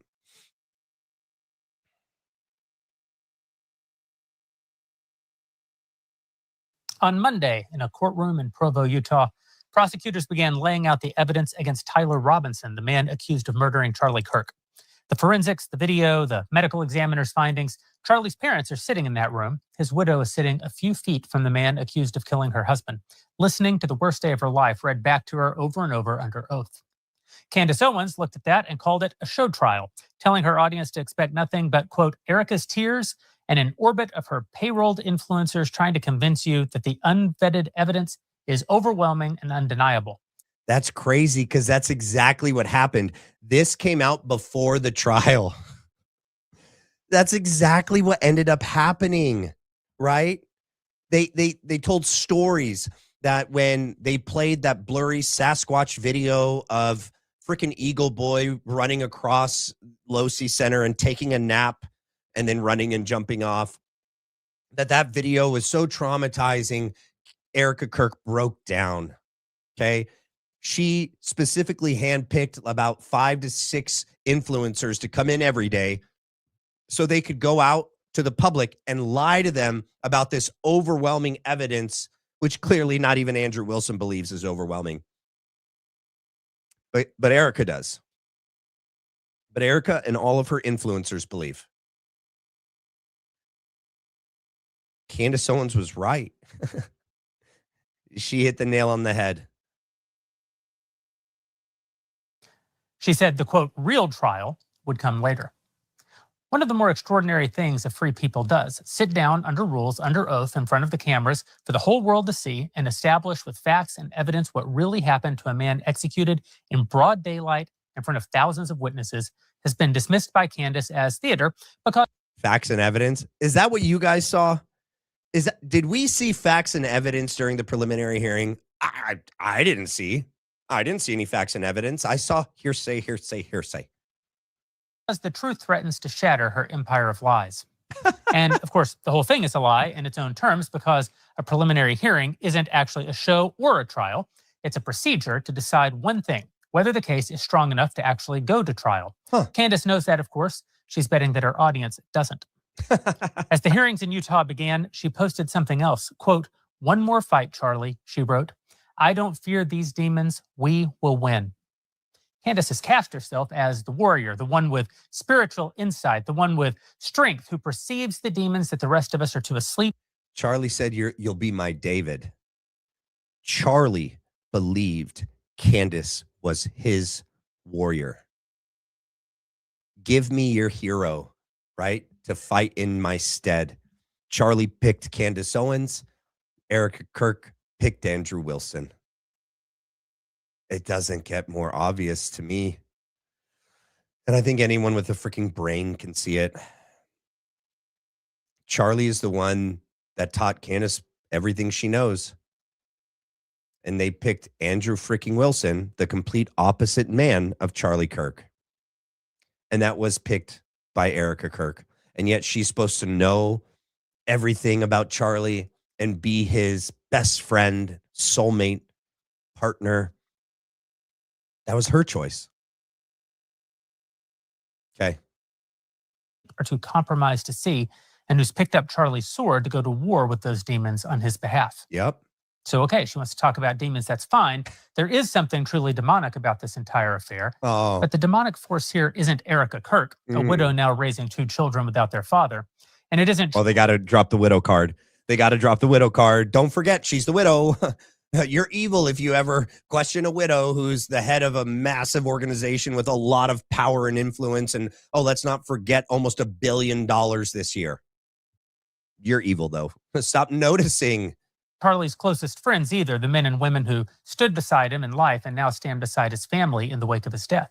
The guys that compared themselves to the apostles, that compared themselves to what happened to the apostles shortly after the crucifixion, the same people that lied about Charlie Kirk's neck, Andrew Colvette, the neck of steel, lied to all of us that even Andrew didn't think that there was foreign ties, but he's the one that had the text sent off to authorities because he thought it was suspicious that Charlie Kirk in the days leading up to the assassination said that you leave me no choice but to leave the pro-Israel cause. All these people are pressuring me, threatening to take money, then taking money. And that he said, I'm afraid they're going to kill me. Yeah. Trust those people, though. Okay. And of course, it's not the organization that Charlie bled to build or the mission that he poured his life into. That's mission's now straining, by the way. Trying to carry on the work of Charlie Kirk without Charlie Kirk is no small thing. It also isn't Israel, which has absolutely nothing to do with Charlie's death. And it isn't our own federal government, which also has nothing to do with it. You got evidence to support that claim? Or, just trust me, bro. Trust Jeremy Boring. Okay. It's not the Egyptians or the French or whoever else is going to be named on a list that seems to grow every day. An endless roster of people and nations and institutions that Candace has slandered one after another after another. No, the demons here are in the man who pulled the trigger, and the demons are in Candace Owens. Oh, so not innocent until proven guilty? So Tyler Robinson has got the demon and Candace Owens has the same demon? Okay. The name Satan means accuser, as in the one who stands and points at the innocent and says guilty. Okay, That's Frank. exactly Candace Owens to a T. Her Frank entire Turek. enterprise is built on accusations and lies. A commingling of narcissism and resentment and ambition and probably some real grief. Charlie was once her friend after all. All of that, though, has fused into something genuinely sinister. A person who can look at a grieving widow in a courtroom full of evidence and calculate coldly that the profitable play is to set fire to both isn't confused. She's not misinformed. She's doing evil, and she's doing it on purpose. She's doing it for money, and she's doing it for fame. Do you have anything to support those claims? I mean, that's what you want of us. You're just trafficking in lies. You're just making allegations and accusations. I thought that's your whole issue with Candace Owens, supposedly. No, you can do it, but we can't. Do as I say, not as I do. Okay. Blake Neff said it best on X this week, quote, as Charlie won. Okay, the worst statement ever said from any gay man is Blake Neff said it best. Oh my gosh. I'm going to take a break for this guy for a second. I'm going to get to some of your guys' super chats because I think some of them probably had something to do with what I covered already. Thank you for the gift. We still got a lot left, guys. Thank you for the gift.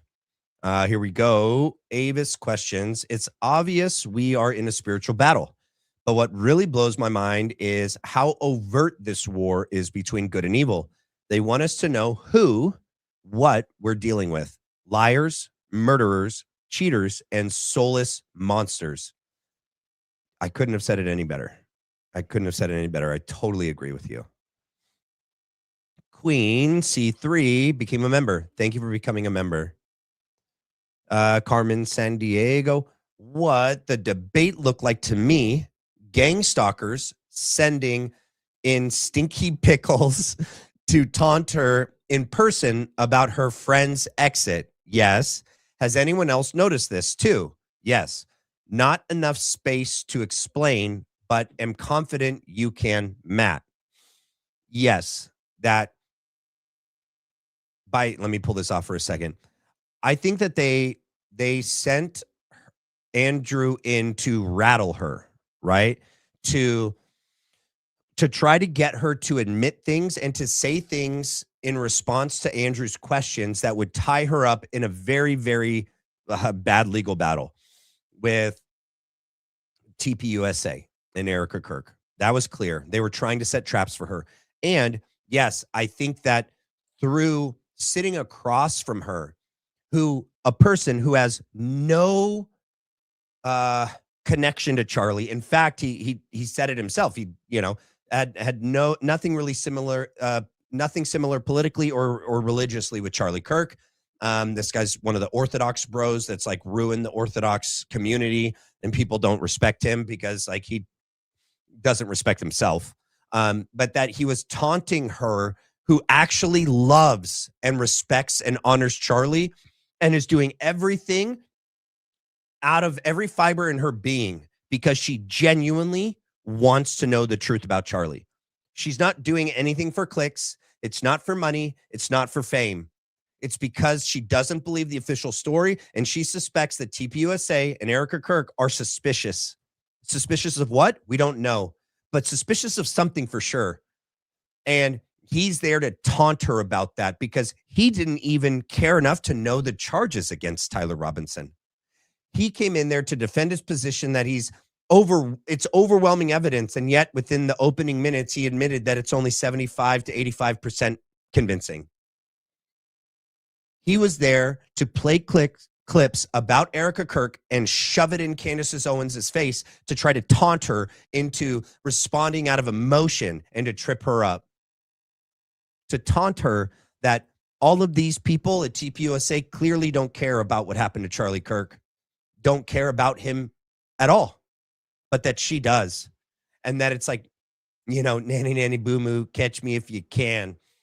We're here to just rub it in your face that none of us care about Charlie Kirk and his legacy. We're here for the future to rule the world. And if we have to take you down in the process, we'll enjoy every second of it. Yeah, I agree with you. 100%. Jane Seth Rupert, or Janie Bakes, sorry. If it seems like I'm yelling, I am. Stop calling it the Charlie Kirk show. They are disgraceful. I agree.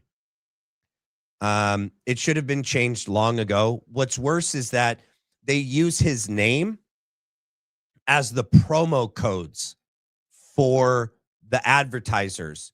That if you buy something, one of the ads that get ran on their show, and you put in Charlie Kirk, you get a discount. Nobody has profited more off Charlie Kirk after his death than TPUSA and Erika Kirk. Nobody. She made $20 million in the first few months personally. And that's just off the Give, Send, Go. And yet that's what they attack her, Candace Owens, of doing. Trying to chase views and likes. That's an attack that they all make because nobody likes them. I mean, let me pull up the video that they did today and see what the views and likes are at. It was at like 996 views 5 hours after it. Okay, let's see what it's at now. All right, and I'll show it just so you know I'm not lying. Okay, oops. Let me pull it up on the screen. All right, so this video posted 11 hours ago. 11 hours ago. It's at 1,400 views. Okay, let me explain something to you guys. When you're live, all the people that are watching live multiply the views. It like multiplies, okay? Because some people stay the whole time, some people don't. A lot of people come and go throughout the whole live stream. At the end of their 3-hour live stream, they had 600 and something views. That means like, I don't know, 50 people, 75, 80 people were watching live. Since it posted 11 hours ago, it's only at 1,400 views. They're jealous that the, marketplace of ideas has spoken that Candace Owens has something more valuable to say than all of them combined. And they hate it. And they hate that people donate money to her because we believe in her. We believe in Candace Owens, and they freaking hate it. They despise it. That they attack her and say that she's doing it for the views and likes. It's out of jealousy, out of envy, and out of spite. They wish they could be as good as her, as honest, as transparent as her. But they can't. They simply can't. It's not in their being. What up, Pop? Hi, son. Good energy tonight. How about Chef Neff cooks up some delicious propaganda? Love you and your viewers. Love, Pop. Thanks, Dad. Yeah, Chef Neff cooking up some propaganda. Just another Monday morning. Granny loves Jesus. Oh my gosh, I love the name and I love your dog. I'm new on here. Saw Baron doing a chat with you. You did? I like you and can tell you're a truth seeker. I love Candace and Baron, and I stopped 10 years with television. I just turned 71. Not in the Matrix. Jesus is Lord. I'm so glad you're here. Baron is great. Candace is great. I think you're talking about the X space that Baron jumped onto. Because we found TPUSA doing something fishy with his live stream. Yes. Thank you for joining this community. You will not be disappointed. And thank you for your super chat. Vasiliki, Blaze Greenstar wants to know, Mark says his relationship was casual 1 second, and a few seconds later he says personal. Which is it, Marky Mark? Yeah, that's the other thing. His whole relationship with Charlie was professional. He got involved because he donates money. That's what he did with Candace. He's not involved in there just because a 19-year-old is friends with a 60-year-old. Freaking shut the heck up, dude. Like, what are you thinking? Like, Charlie's personally friends with you? The only reason why you have Charlie's ear or his number or proximity to him is because you are donating money and you want to have some sort of influence on Charlie. There is nothing personal about your relationship at all, except for the way you frame it.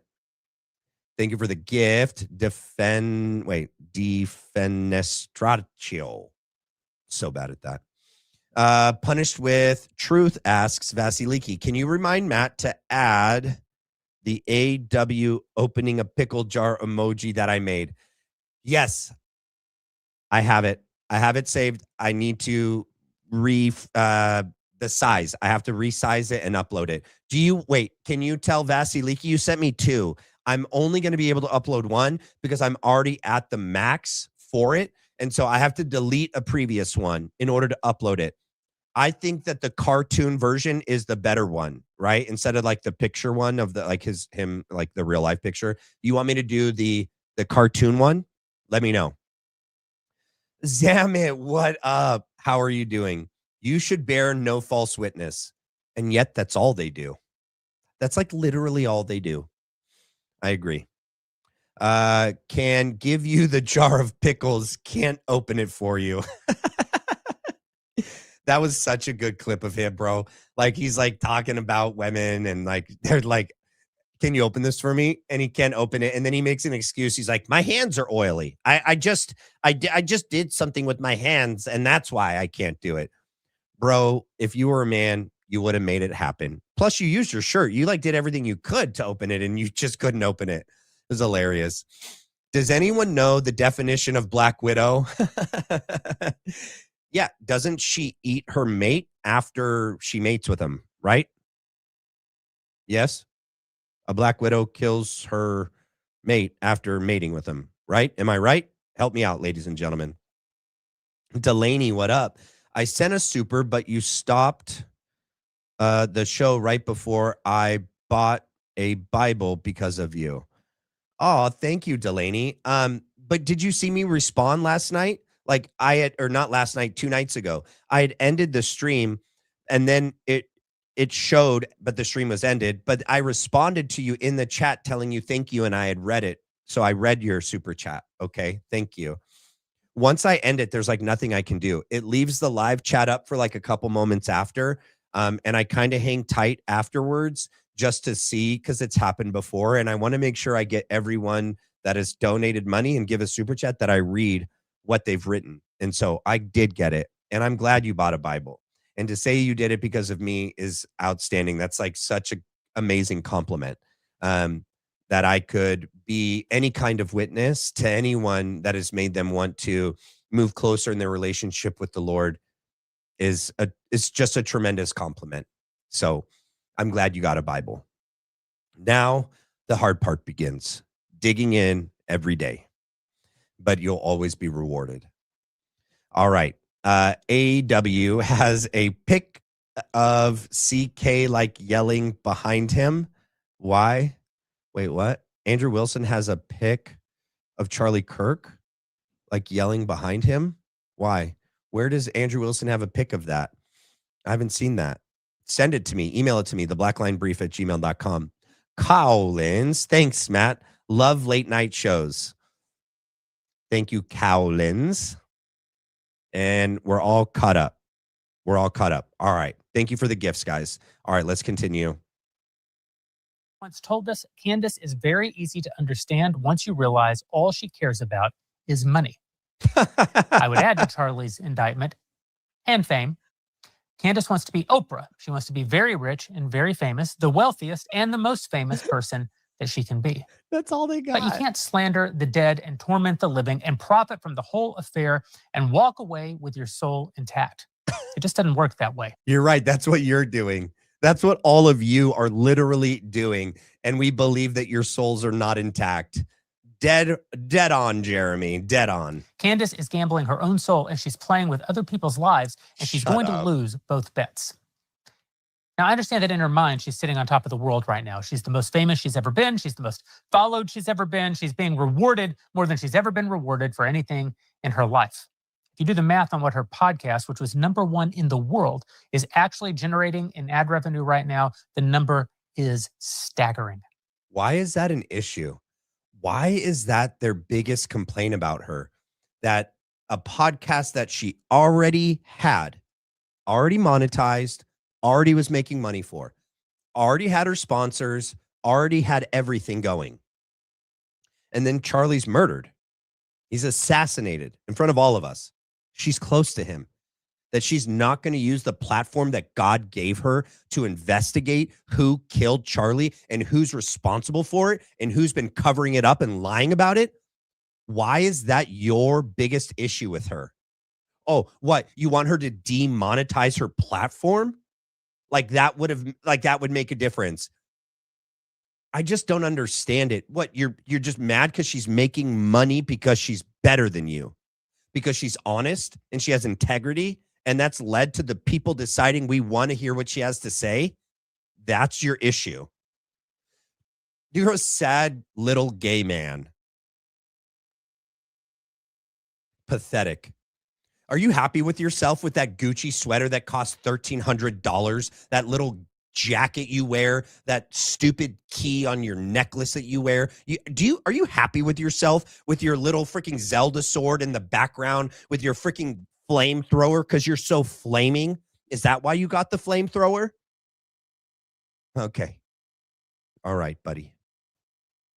But she isn't slaying the demons, she's carrying them. And she's applauded for it by a gullible and spiritually broken audience every single day. Oh, we're gullible and we're spiritually, what did he say, bankrupt? Okay. Just today, she tried to spin a whole new conspiracy, this one about Ben Shapiro. Ben mentioned that his security team was in touch with Charlie's security team almost immediately after the shooting. Candace framed this as, quote, Ben confesses. Just one little problem. Candace and Ben had the same security firm working for them at the time. Ben's only security firm, by the way. He doesn't have some special secret IDF security firm also working for him. He only has the one. Why is he spending his time defending Ben Shapiro? I mean, I know it's because they're secret lovers, in my opinion. And he can't waste any opportunity to defend his boyfriend. That's his boyfriend's key on his necklace. It's Ben's key. I'm kidding. Probably. Maybe, perhaps. It's my opinion. Sue me. Don't sue me. Hey, I'm just thinking here while we still can and do it freely. I don't think that. So I saw that super chat come in. I don't think that's Charlie. I don't know that that's Charlie. You guys think that's Charlie? In the background in that picture with the mouth open? I don't know. I'd have to look back at his older podcasts to see how long it's been there. I don't know how long it's been there. I mean, I do see a likeness there of Charlie. But I don't know. It looks like some sort of like superhero. It might be. I don't know.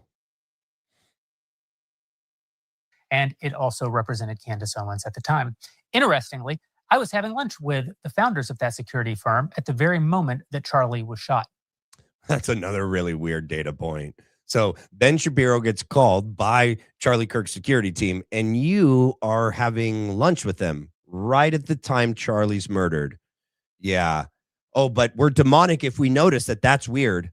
If that we're suspicious of like, why would that be happening on that day right at that time? Like, what a coincidence. Erika Kirk doesn't believe in coincidences. Neither do we. Yes, they did find out right away.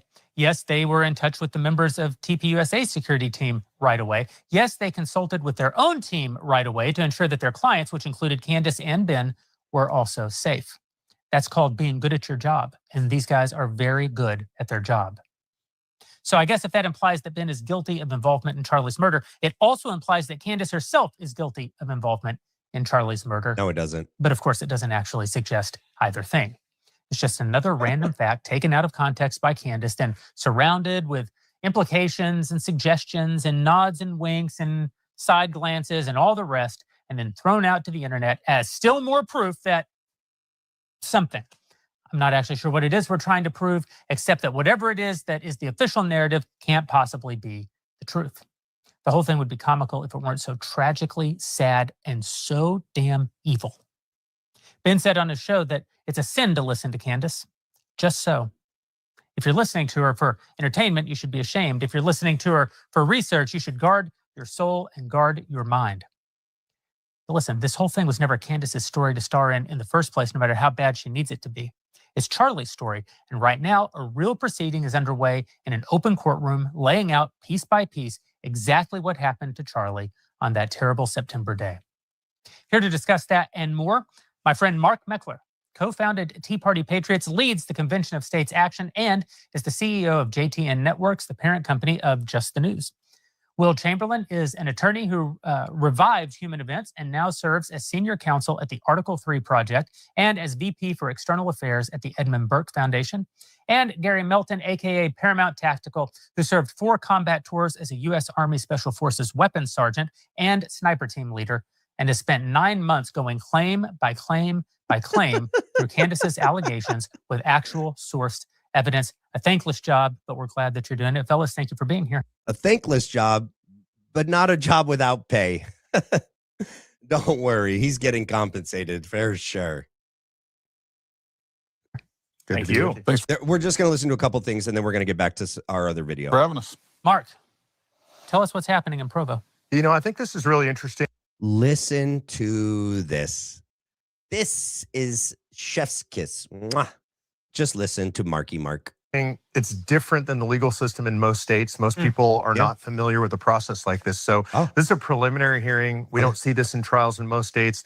And what people are thinking of is a full-blown trial where you have to prove something beyond a reasonable doubt. This is not that. In a preliminary hearing, all they're trying to do is demonstrate probable cause. In other words, the attorneys come in, the prosecution comes in, they bring witnesses, they bring them before a judge, and they're demonstrating to a judge that they actually have enough evidence to conduct a real trial.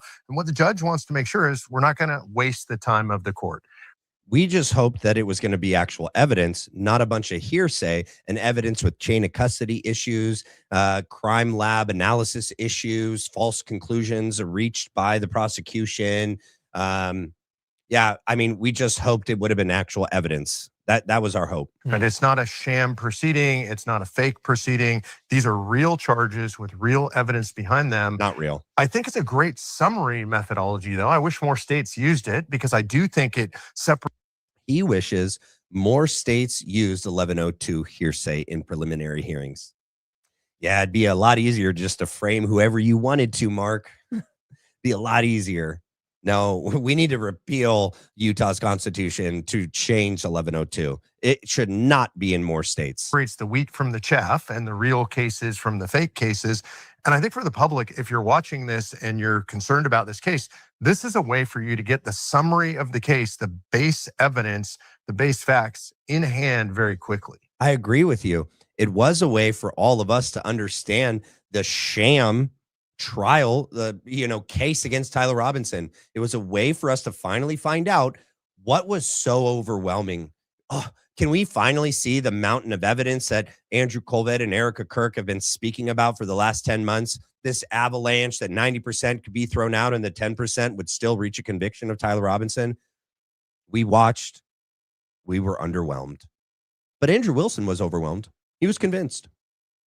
Only 75 to 85%. Does the defense also present evidence in this hearing?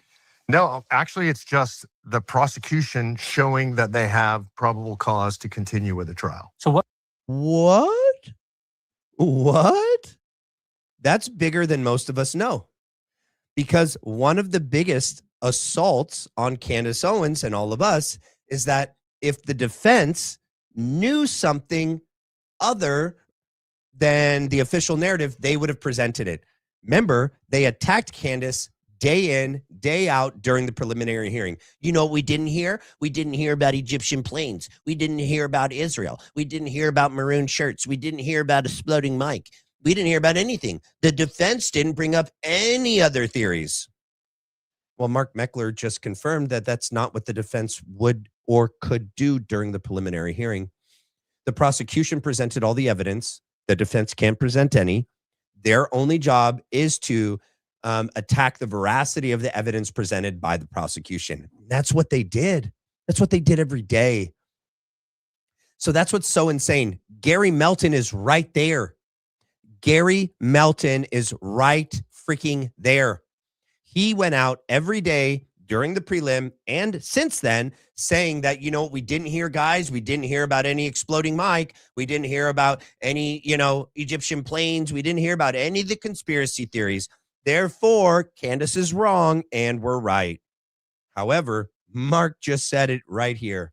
And Gary can't say he didn't know. He can't say he didn't hear. So he went out there every day, like all the rest of them, and said the same thing over and over. Though the defense doesn't believe anything that Candace Owens believed because they didn't present it during the preliminary hearing.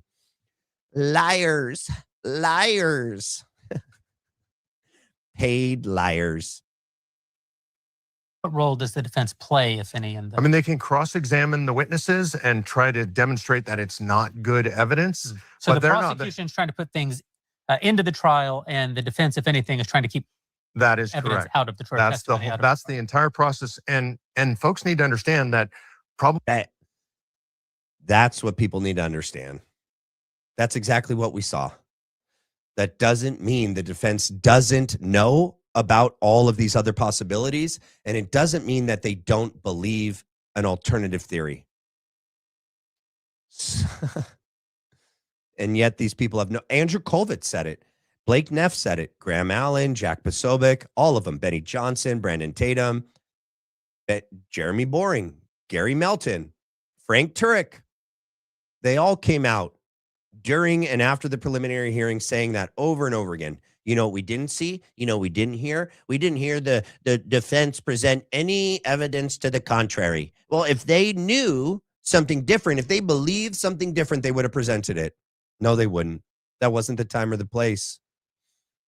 The time and all that they were to do there, cross-examine witnesses and point out that the evidence isn't what the prosecution is saying it is. And that's literally what they did. will cause way different standard than beyond a reasonable doubt. Right. It just means, yep, this looks like something that should proceed. And it's nothing that would send somebody to jail. And yet, one of the things that's happening on the internet as people watch the hearing is that they're seeing for the first time a lot of evidence that they haven't seen before. And even though we're not going to have proof beyond a reasonable doubt of anyone's guilt at the end of this, we are already seeing that a lot of the counterfactuals that have been presented by people like Candace Owens are in fact untrue. I mean, we don't need to determine guilt to determine that many of the things that Candace has put on the record are just false. You've been going through that better than anyone.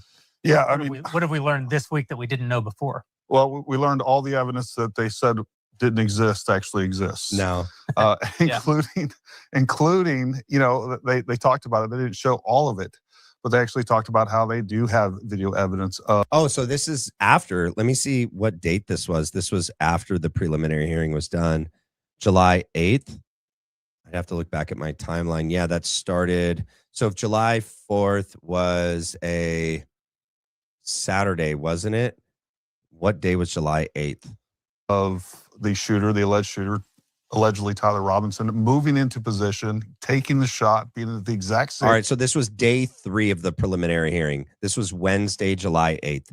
So they hadn't made it to the culmination day, day 5, Friday, where they brought out the big guns, the big lies. Came at the exact same place, the exact same time. And then the other thing, like, you know, they're going to be able to link that up and sync that up to the cameras there on the ground as well. So yet they didn't. All right, let's jump to the next part, and then we'll go back to the other video that I got. Wait. It's right after he's done talking. So a procedural question for those of you who know more about this than I do. How much of the prosecution's ultimate case are we getting in this hearing? You know, you say that we find out, for example, that that Tyler Robinson was ordered food at the Chick-fil-A on campus, and you say, so probably there's a credit card transaction, or probably there's. Why do they just trust that there's evidence they've never seen? Why do they just believe in blind faith that there's something that they have nothing physical to even believe exists? Yet we have actual pieces of circumstantial evidence to help us arrive at conclusions that we've reached, but we're the demonic liars.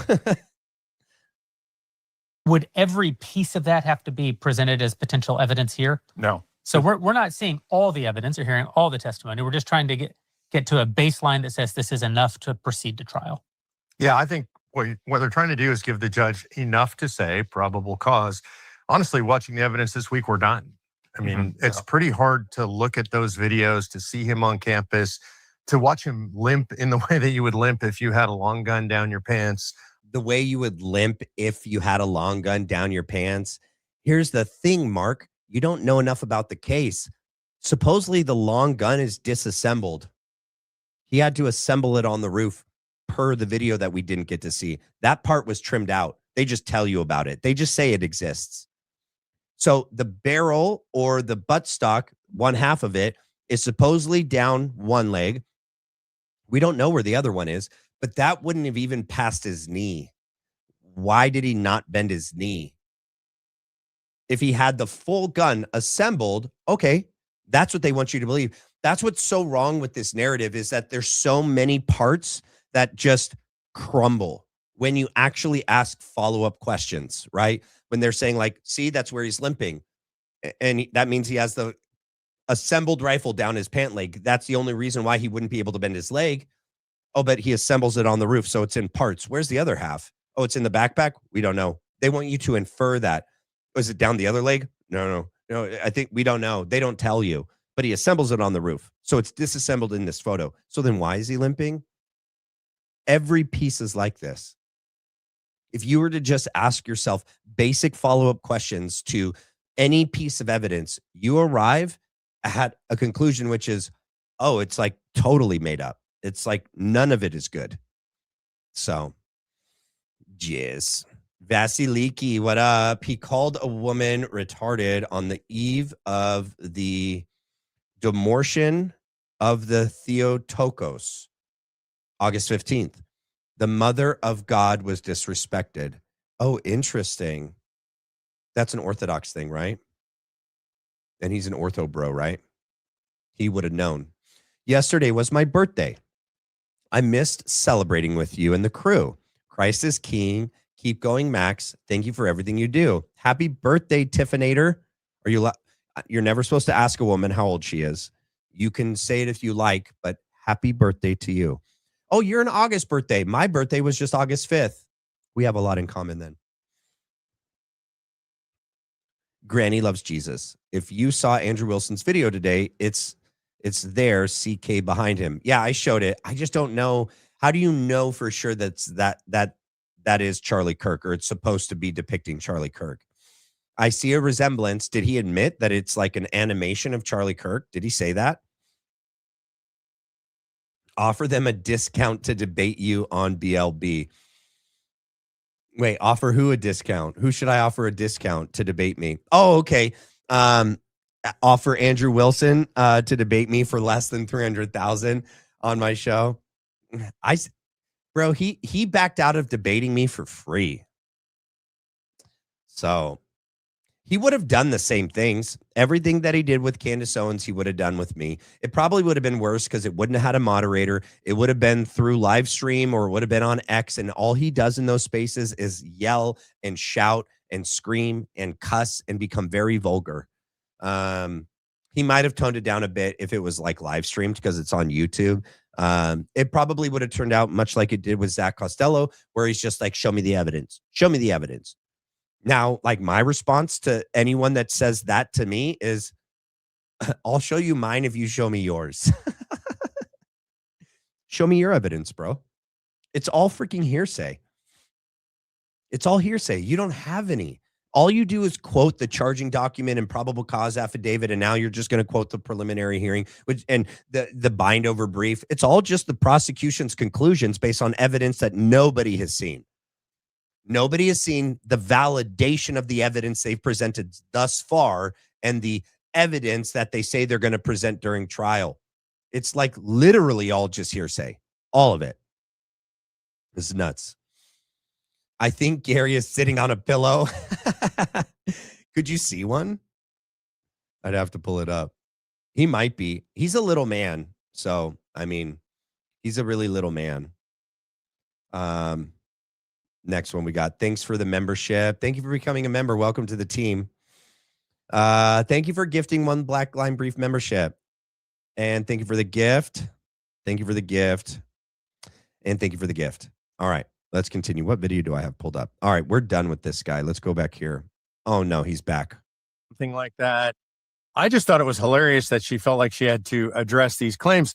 And the most interesting thing about her response was there's literally absolutely no dealing with the claim. Like the story that I told, she didn't claim that story was untrue. She didn't try to refute anything that I had said. She just made a personal attack and smear. She came after you, which is her, again, that's totally her style. Right. And so after how would she refute a conversation you had on a hunting trip with Charlie Kirk? How would she know about a conversation that was not recorded? There's no written account of it. How would she refute that claim? Explain. they parted ways, which I'm assuming that had to have been really hard for Charlie to pull somebody into an office and say, okay, this isn't going to work anymore. And that's, they did not, like she didn't go to his wedding. There's all sorts of things that she didn't attend where if you were really good friends with somebody, you would have gone to those events. Not true. Okay. I'd have to look up the exact dates, but here's a couple things to notice. She was married to George. She might have been pregnant. I'd have to look at the times. Also, all of the people at TPUSA that she didn't trust, and all of Erika's family was there. Yeah, I probably would have skipped it too. Okay. I would have said, I love you. I'm happy for you. You know, the things that you say to a friend that's getting married, and then say, I'm good. I'm just going to stay home. It would have, can you imagine like watching your best friend marry someone that you already have a sneaking suspicion is not good for him? Yeah. That'd be like watching him make the biggest mistake of his life live. And like a good friend who knows he's already in love with someone, whether it's right or wrong, is not going to try to convince them to not marry them. He's an adult. He's an adult. So I think the best thing she did is just to not show up. You know, I think that was the best thing to do. And you would have stayed close. But she, like you said, she has posited herself as somebody who was his like BFF. She was. And I do you think that her look at his gross smile. He was so pleased with that statement. That's how gross and evil these people are. Look at her smile over there, freaking gaggle face. Following, because we've seen like just this increase in her popularity since his death, because she has used his death as fodder for her show and all of these conspiracy theories and everything. Do you think that people are starting to wake up to her, just being kind of a phony, like the lying, because there's a lot of lying that goes on. Yeah, I think a lot of people are starting to wake up. Look, I think there's a trajectory here that's important. If you look at her movement, she went from Turning Point. From there, she went to PragerU, and she did not leave on great terms at Prager. She did. She's never split and said anything negative about them. Surprise. I tried to warn them off of her because of obvious reasons. So this guy went around ahead of Candace where she was getting hired and warned people not to hire her. It looks like she knew what she was talking about when she said, I found out about you. You're not who you say you are. Lose my freaking number, Mark. Okay. You tried to tell Charlie to stop employing her, to cut ties with her. Then when she leaves TPUSA to help Charlie because she was getting attacked by people probably like you that were spreading rumors that she's like, a Hitler sympathizer and a Nazi, right? And Charlie was getting, strays and his organization was being affected by it. She chose to leave to protect Charlie and TPUSA. That doesn't sound like someone that Charlie needs to protect TPUSA from. Like she's going to ruin TPUSA. Sounds like she cared to not ruin TPUSA so much to leave it and you go ahead of her to PragerU and warn them about Candace Owens. Yeah. And what do you know? We see you on Jeremy Boring. Oh, I wonder what side you're on, Mark. I wonder who you work for, who you work with, who you're associated with. Yeah, I wonder, bud. She then went to Daily Wire, another place I tried to warn. Okay. And I think this is a theme, right? This is very tempting, I think. If you have the chance to grab onto somebody who seems to be a rising star and attach them to your brand, well, you naturally want to do that if they're supportive of your brand. And that's actually smart business. It's smart politics. There's a lot of reasons to do that. But in her case, it comes with an incredible amount of toxicity. And when you see the way that she left subsequent organizations, PragerU was probably the quietest, but it wasn't pleasant. And then obviously Daily Wire was an absolute nuclear meltdown. Because of Jeremy Boring and Ben Shapiro, idiot. Did you not see that Charlie Kirk? I don't have the clip. I might be able to see if it's on my on my bookmarks. Let's see. Let me see. Because Charlie literally defended Candace Owens against Ben Shapiro and called out Ben Shapiro for what he was doing to Candace Owens. So literally, we know exactly how Charlie Kirk feels about that separation and what side he picked. Let me see. If someone can send that to me. He's on Thought Crime. Charlie's on Thought Crime defending Candace Owens against Ben Shapiro. Let me see if I can put it in and find it up here. Hold on. Wait, go home.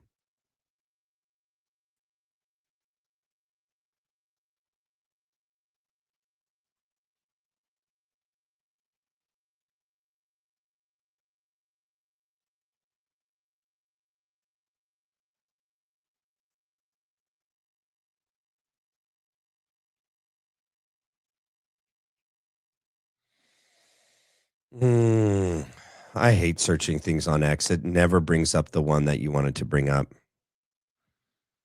Is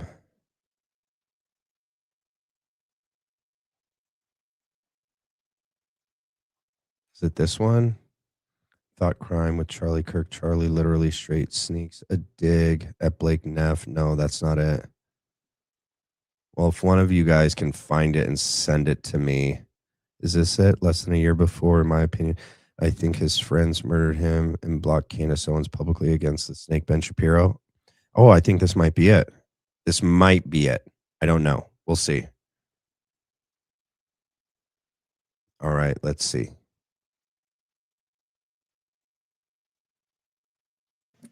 Ben then comes out of all the tweets. Yes, this is it. Goes after Jack. the tweet where Candace Owens tweets about blessed are the peacemakers. Yeah, so we've got that. Bring up number 81. And so it's blessed are the peacemakers, for they shall be called the children of God.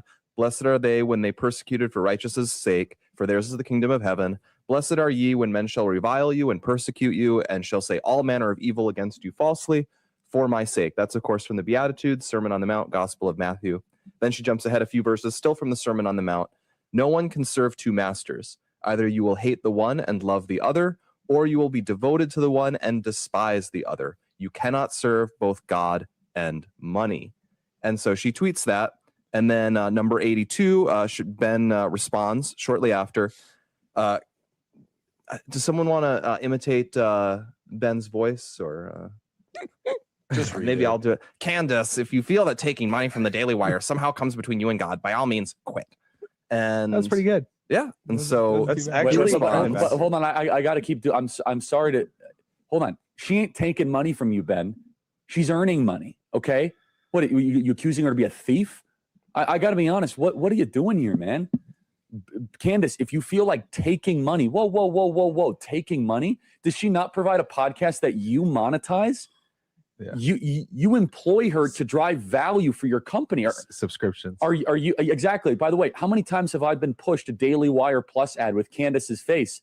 Candace, if you feel that taking money, I don't. Jack, am I nitpicking here, or is I think it's nitpicking a little bit. Jack, am I nitpicking? Well, I get what you're saying. Blake is a freaking snake. Even then, he's not nitpicking. He's defending his friend against a freaking snake, Ben Shapiro. In the sense of she is an employee of the Daily Wire, and I don't know this. Yeah. All right.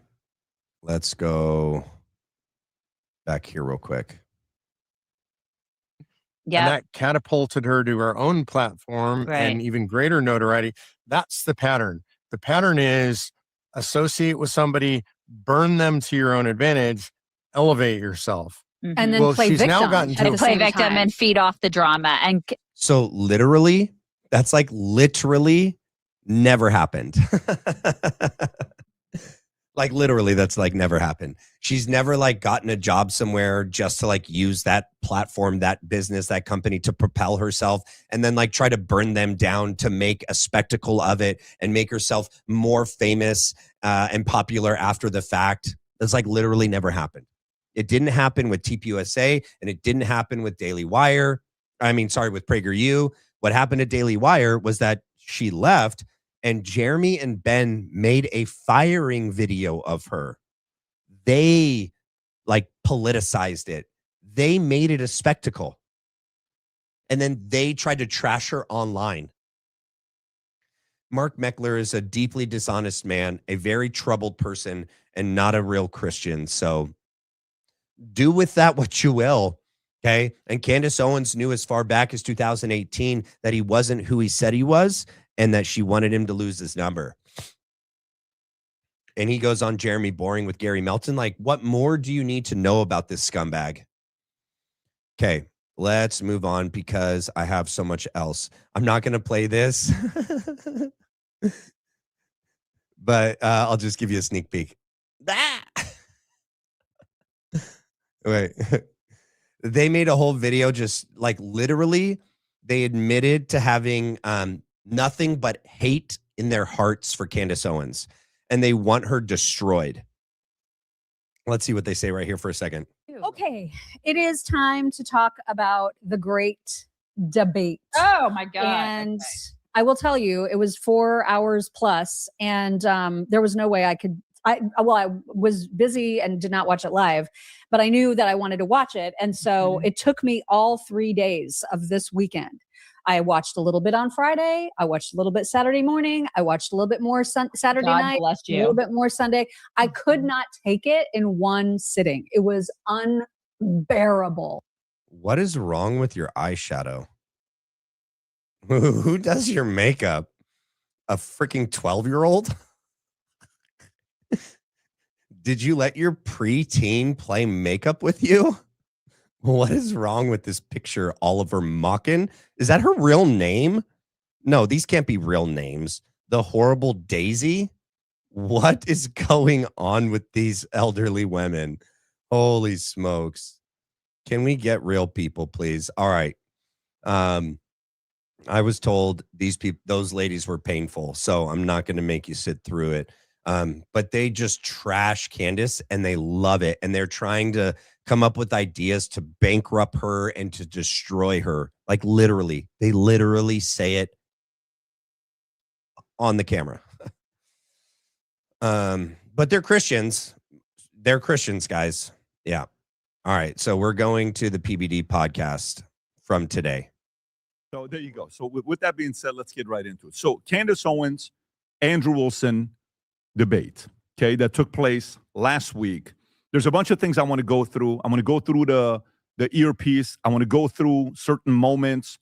I want to go through, whose minds were changed, a few different things that happened. But before I get into my side here, I kind of want to ask you guys here, Adam, Vinny, Tom. Vinny, you were there with us while we went there.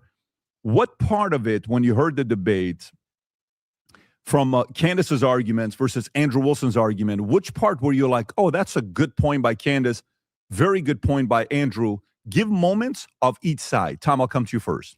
Well, there was two things, one each, and they happened very early in the debate. I always look for people that are saying, I have a fact and here it is, rather than the back and forth, or I sent you this email, that email. And what struck me from Candace is, and I looked it up during the debate, she talked about the degrading fingerprints and degradation of fingerprints on the weapon. I said, that's really interesting. So this is what's insane. Like right away, you realize that none of these people have followed the investigation in the trial themselves. Like none of them. Like he didn't know about the degradation of the DNA evidence on the rifle, that Tyler Robinson's DNA, which is supposedly the most recent, right? Because it's found the next day and he supposedly carried it up there that day, but his DNA is the most degraded, which implies that his fingerprints, his DNA is the oldest. It's the most degraded. His DNA should be the freshest, the least degraded. And Tom didn't know that. That's like, I wonder how little Patrick Bet-David knew, you know? Hopefully he learned a little bit that day if he was paying attention. That is a very interesting point to bring up, like who was touching the weapon. And I looked it up, and the police have to do this, like when there's a stabbing in a house, Vinny, and let's say it's a kitchen knife. Yeah. Kitchen knife can be used by multiple people in there. Kids, everybody. But what was the last or the most prominent fingerprint, and is it right-handed, left-handed? So the police are good at this, and I look at that and I go, that's a really good point to make about that.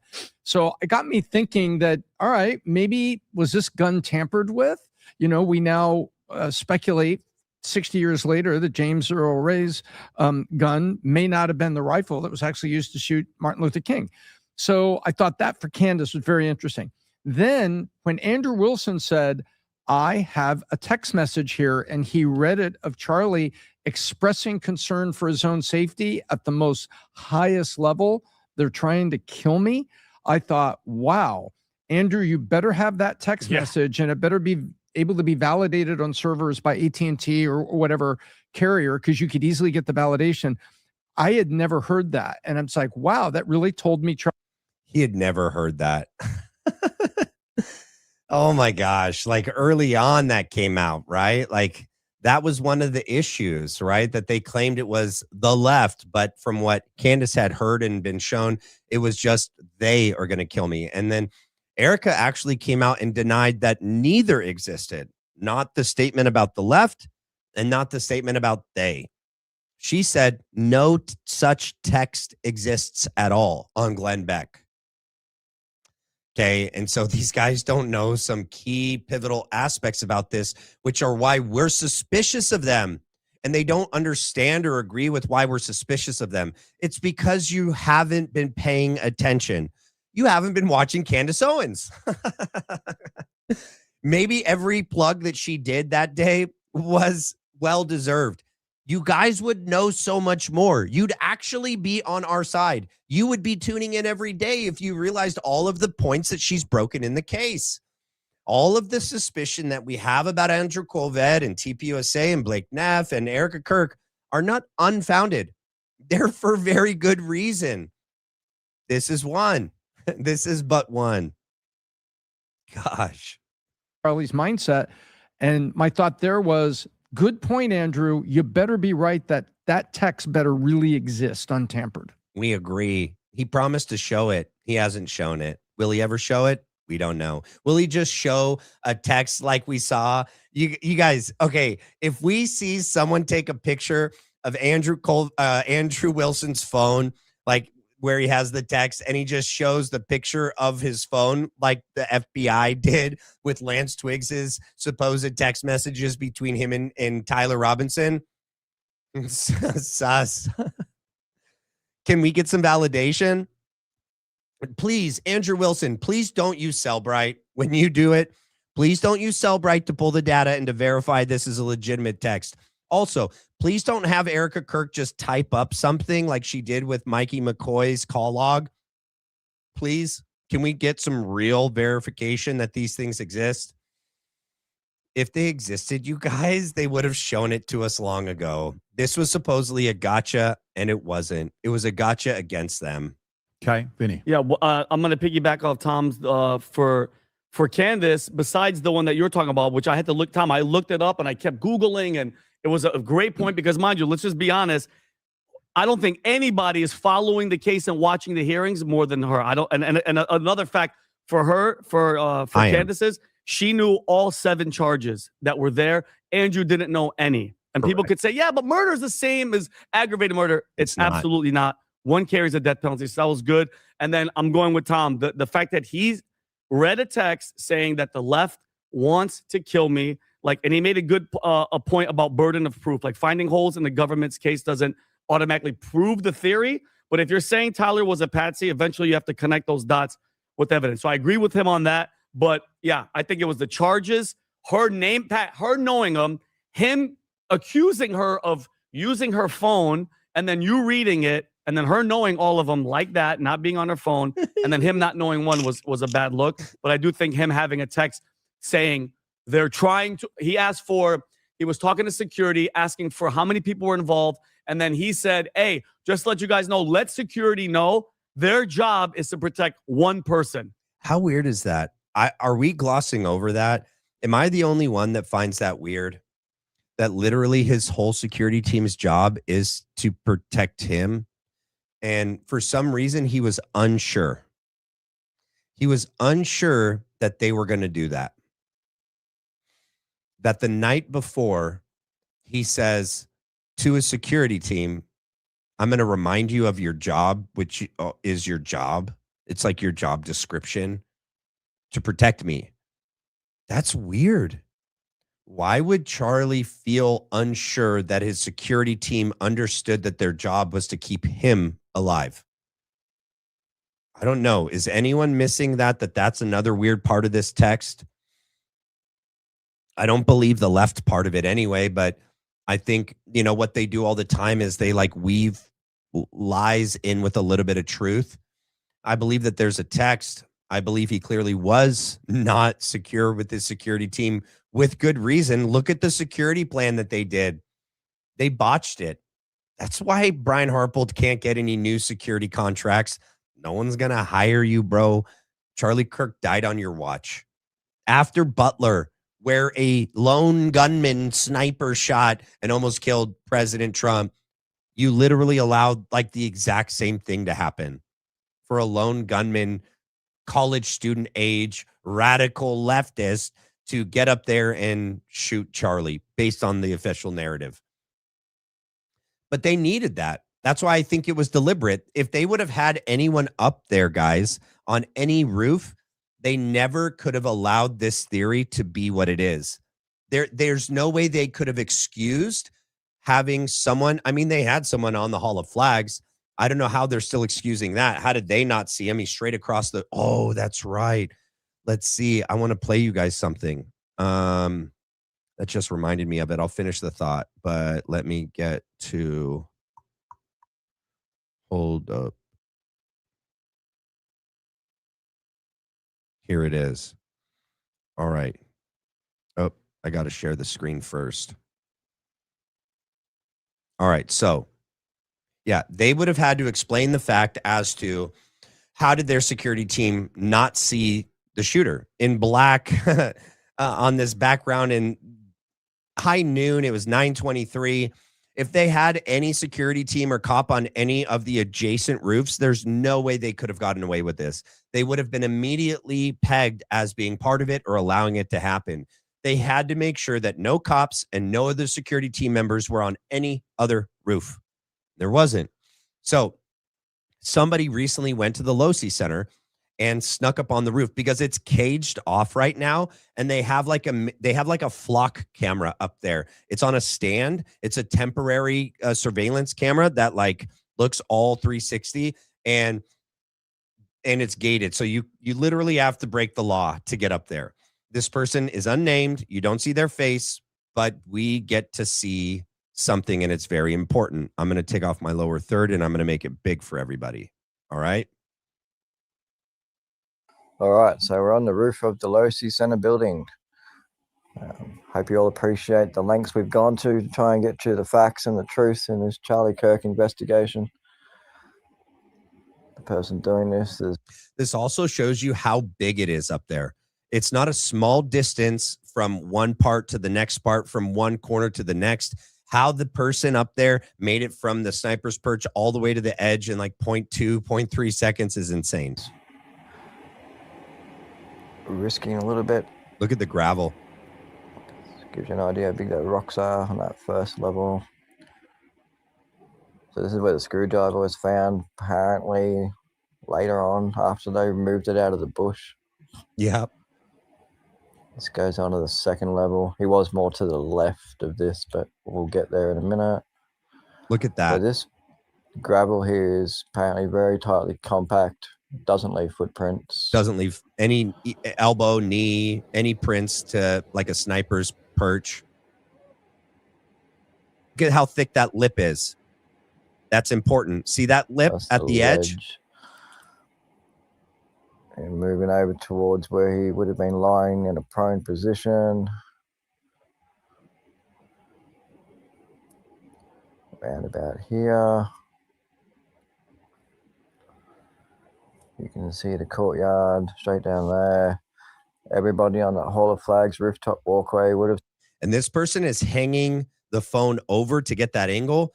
I now don't even think that they could have got a line of sight to Charlie. I think that the Sorensen Center, this roof that peeks out right here, would be in the way. But even if it wasn't, the ledge, the lip around the Losi Center roof, for this person to be set back, there's no way they could have angled the rifle down to actually take the shot. Seen him. You'll see. That's how high the lip is. And you would have had to have your barrel on that lip to angle no it down around it. Yep. That's his view he would have had. And you can see how tall the lip is. And then they're out of here before they get arrested.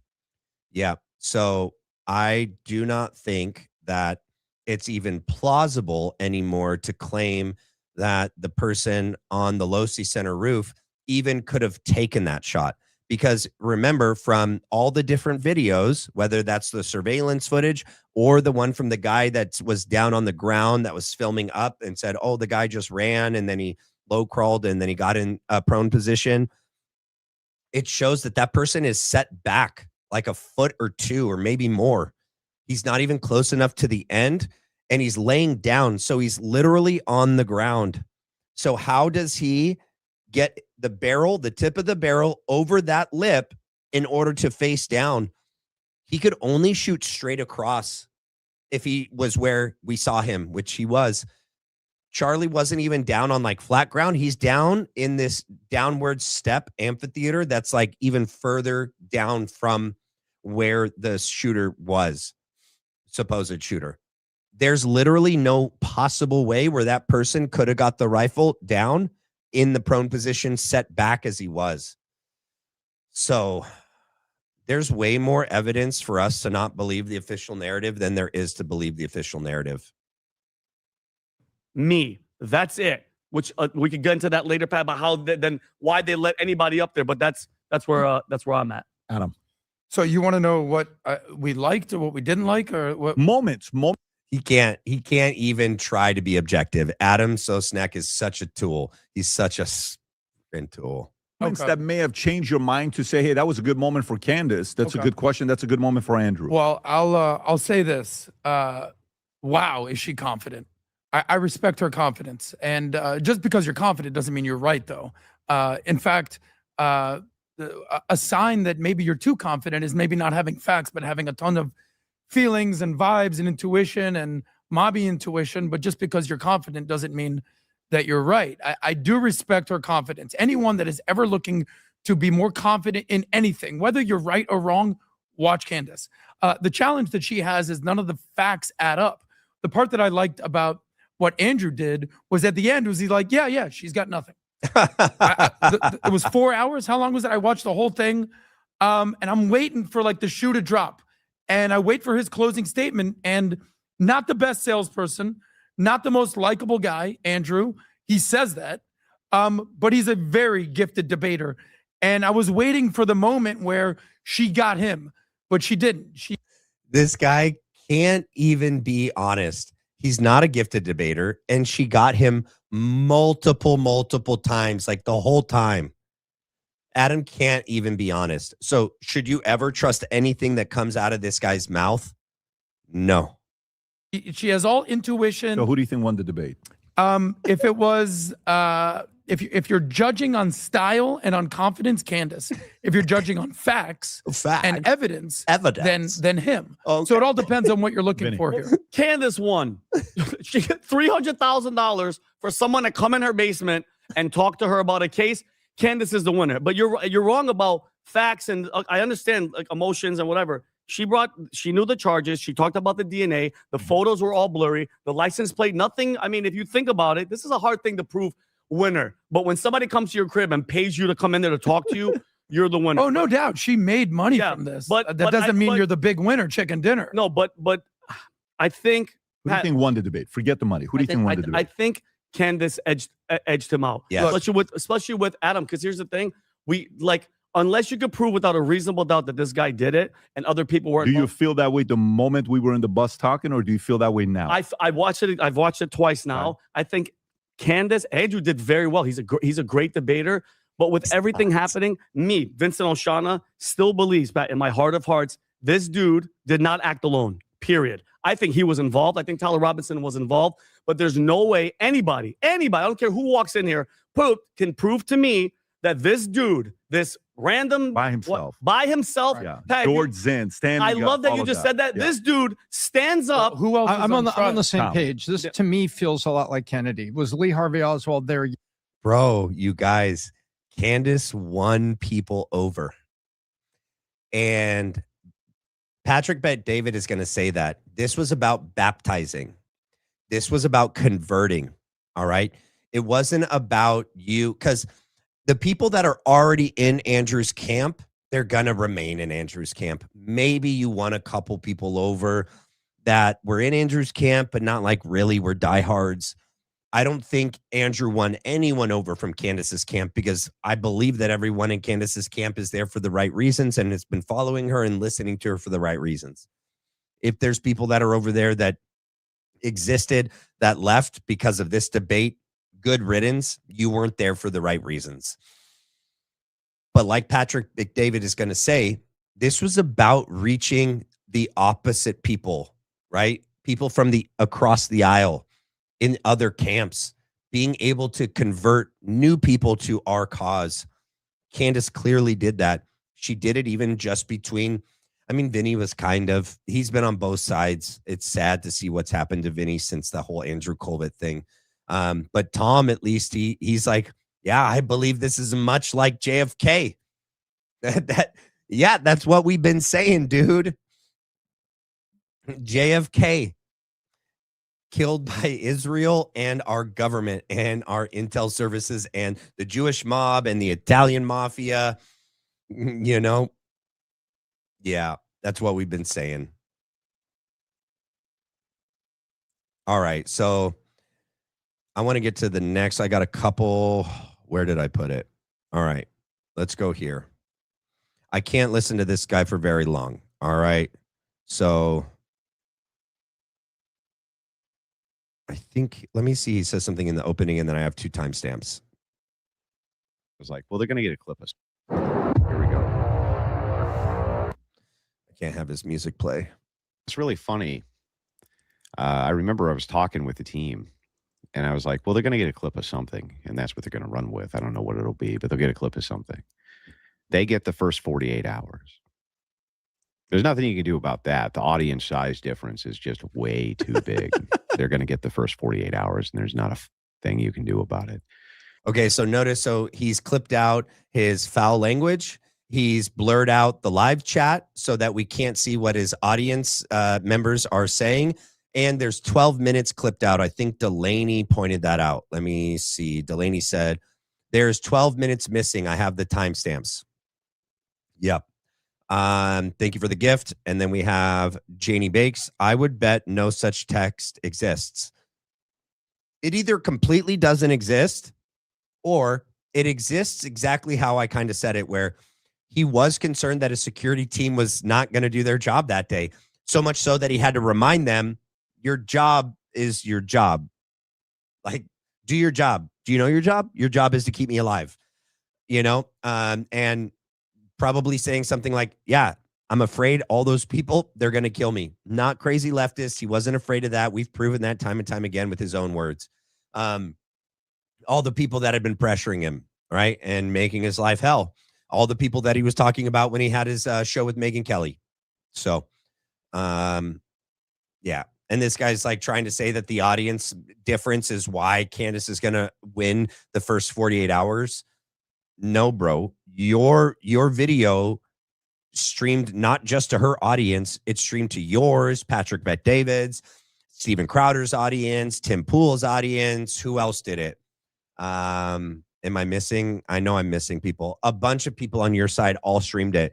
It reached the same amount of people regardless.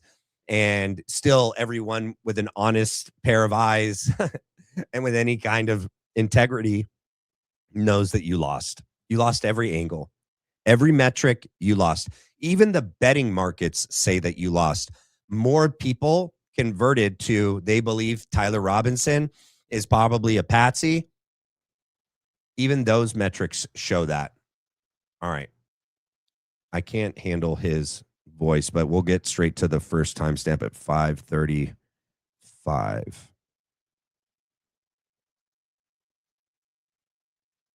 Basically, every male in my family does this.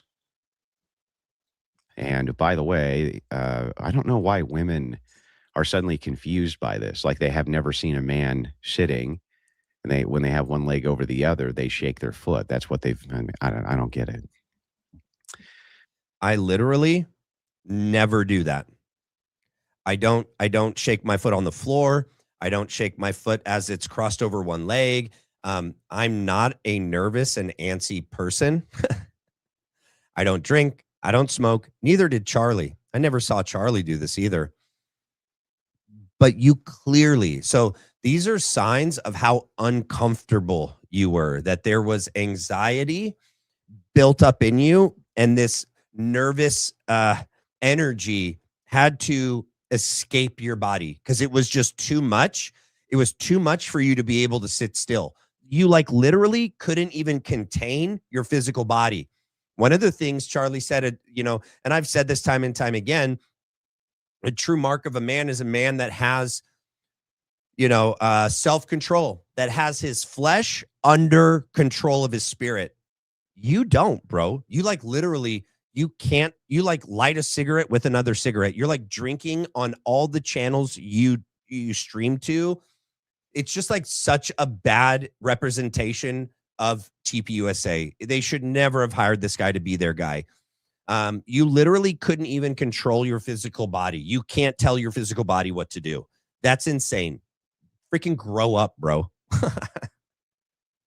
More men need to do jujitsu and get the snot kicked out of them to humble them. And they need to learn how to have self-control. Like every grown man should get himself choked out by other people and learn how to defend themselves and realize that like there's different levels to this thing called being a man. And like one aspect is like physical ability. And then like there's spiritual aspects, like just being a well-rounded, mature, man. He doesn't have any mark of, he can't even control his mouth. He can't even control his mouth.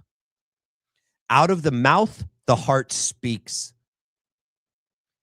This man tells you what's in his heart through his mouth every day. What he chooses to invest his time, his money on. A man, I don't know. I don't want to offend anyone, but I want to be around as a husband and a father as long as I can be. I think Charlie realized this, and he realized that like nothing benefits you from like drinking and smoking and doing drugs. If people do, that's fine. You do your thing. But this is what I think about myself, that I don't want to do any. This is also the temple of God, right? And that you want to do things that give you a better chance to having a long life, to being a father, for being around when you're a grandfather. And yeah, there's better things to put your time, money into than the things that he chooses to. And choosing to do that to yourself, I think is selfish. Let me get to the next clip. It is 7:50. Move on her part. Do you believe she really hates Erika Kirk? Oh yeah, she hates her. When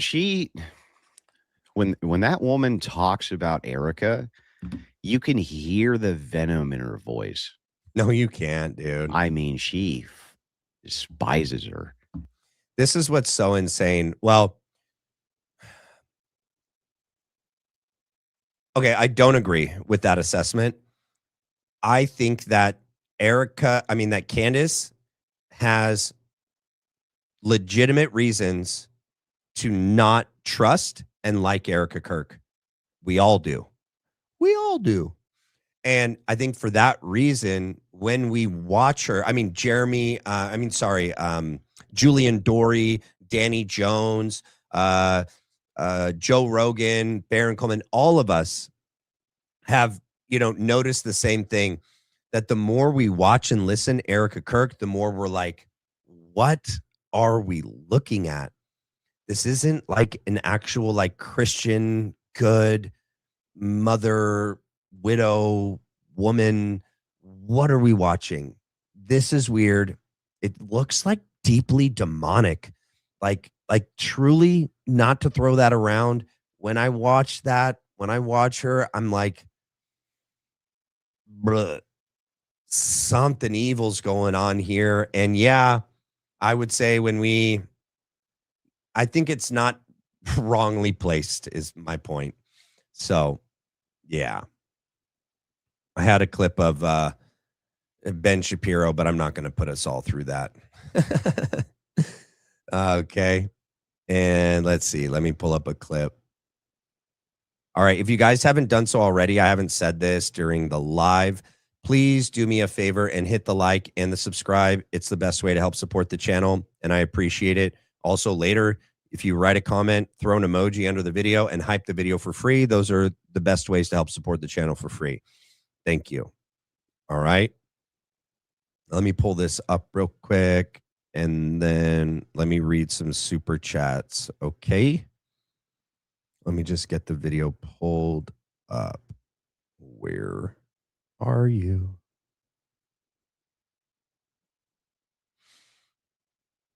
I'm looking.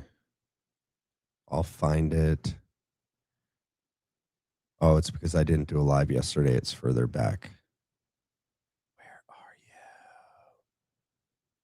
Did I pass it? Hopefully I didn't pass it. No, there it is. Okay. All right. Let me get these off of here.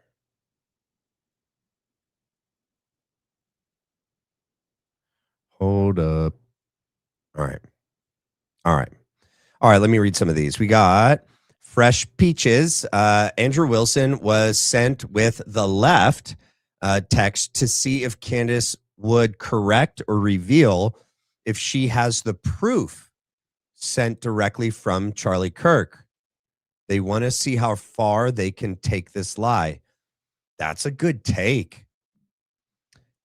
See, this is what's important, that like we all contribute what we contribute. That's a good take. That's interesting.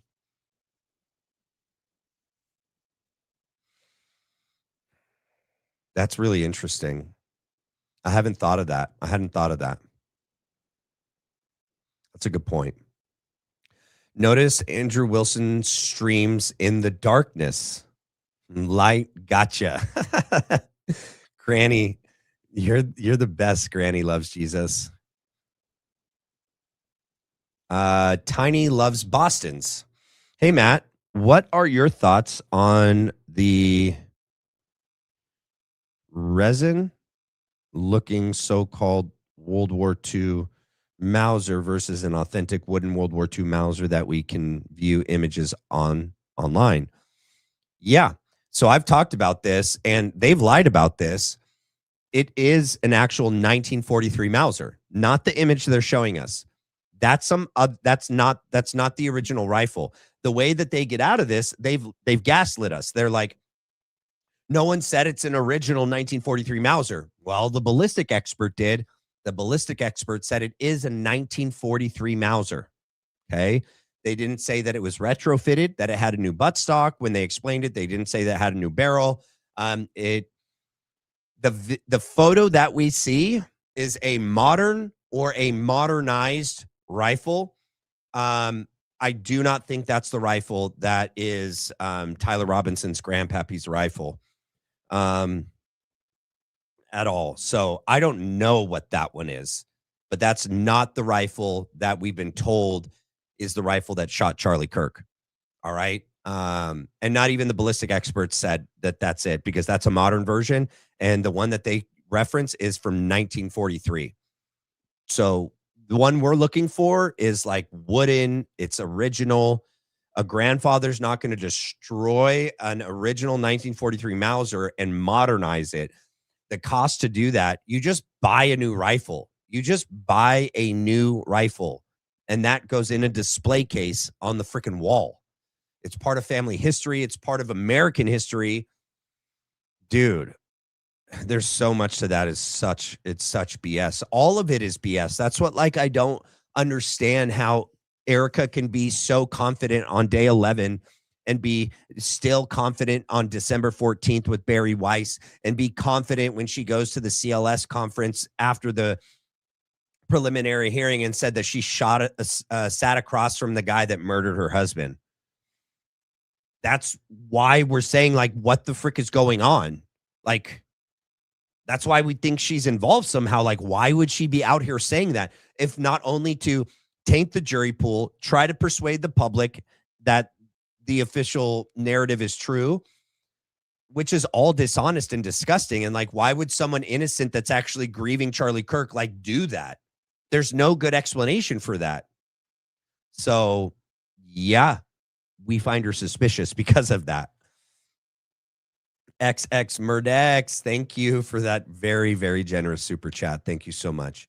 Staying humble, honest, faithful, and loyal are things Andrew sadly lacks, it seems. These are vital for life and the afterlife. Yep. I don't, the gates are narrow. I mean, I never want to speculate on someone's salvation, but as things are today, if he were to pass today, don't think he's making it in past the big pearly gates. He has to atone for quite a few sins that have so far gone completely unnoticed by him.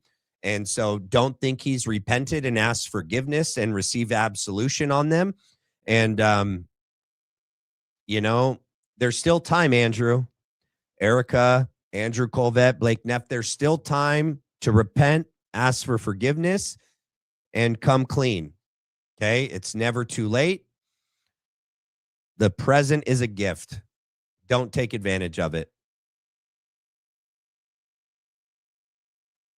Carl V. When his text is released, it will say the one. Wait, when his text is released, it will say the one we seen.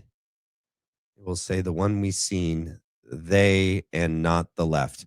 Yes, I agree. I agree. It'll say they. Because I think it was obvious to Charlie and his team. Like, Charlie doesn't need to say who they is.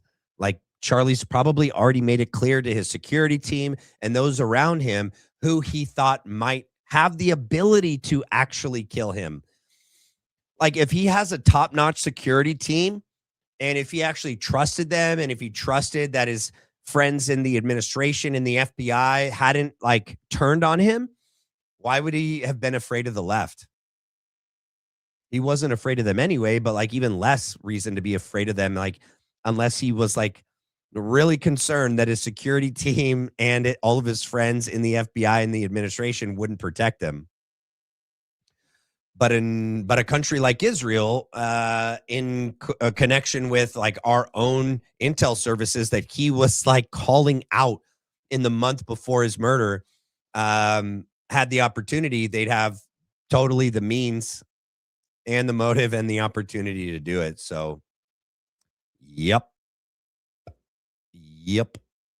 All right. We're starting where we left off with Charlie Kirk. A massacre. But these men feared God more than King George. So they signed this thinking, and by the way, you know, almost every single one of these founding fathers lost their family farms burned to the ground. They had their treasures taken from them. Some of them had their kids kidnapped from them. I want you just to think about that. You get to now live in a beautiful country that's increasingly less beautiful and less free because of the sacrifices of generations prior. And I just have to take a pause. I get some people that say, I'm too busy to go and vote. Get over yourself, honestly. I'm asking you to fill in a piece of paper, not sign your death certificate to the King of George. And not to send our death certificate to this administration. Cynthia Lucas Moore, good to see you. Thank you for the generous super chat. This is such a good point. Okay. I read it when it came up. And I've said this time and time again, real quick. I don't want to lose track where I'm at. The night before, what the retelling by Erika and others of what took place the night before give us so much insight into what was going on in that house. And it all leads, in my opinion, that there was something deeply wrong in the marriage, because I don't think Charlie, if everything was fine and everything was peachy and he was afraid, imagine this, guys. The night before, he sends a text that he's afraid someone's going to kill him, and he leaves the house without kissing his wife goodbye.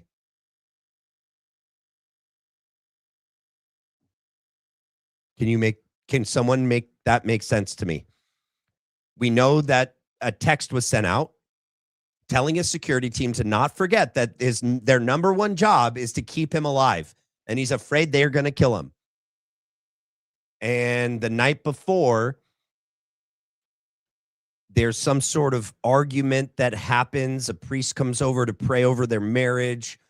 He clearly, I think, was in an argument with her, which woke up Gigi, which made her not able to go back to sleep. Gigi sleeps in the bed with Erika. Charlie sleeps in another room.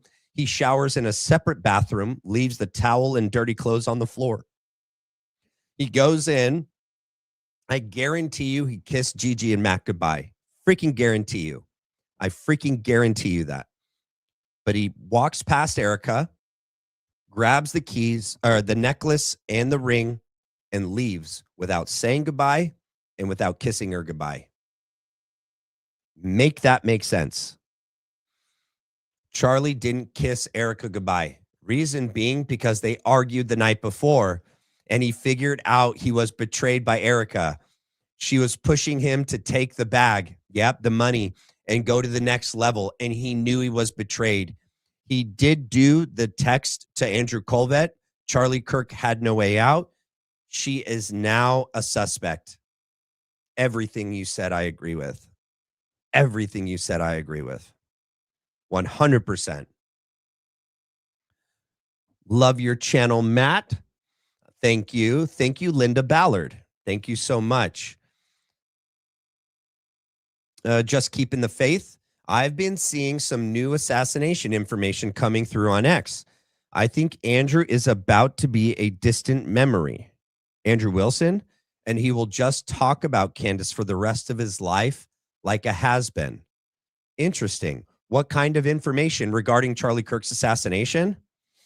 Well, and you mean Andrew Wilson, not Andrew Colvett, right? Let me pull this up. Andrew Colvett was mum about everything regarding the debate, but he posted this, and I haven't been able to read through all of it. Hold on, let me take this off. Let me make it bigger. All right, let me read it.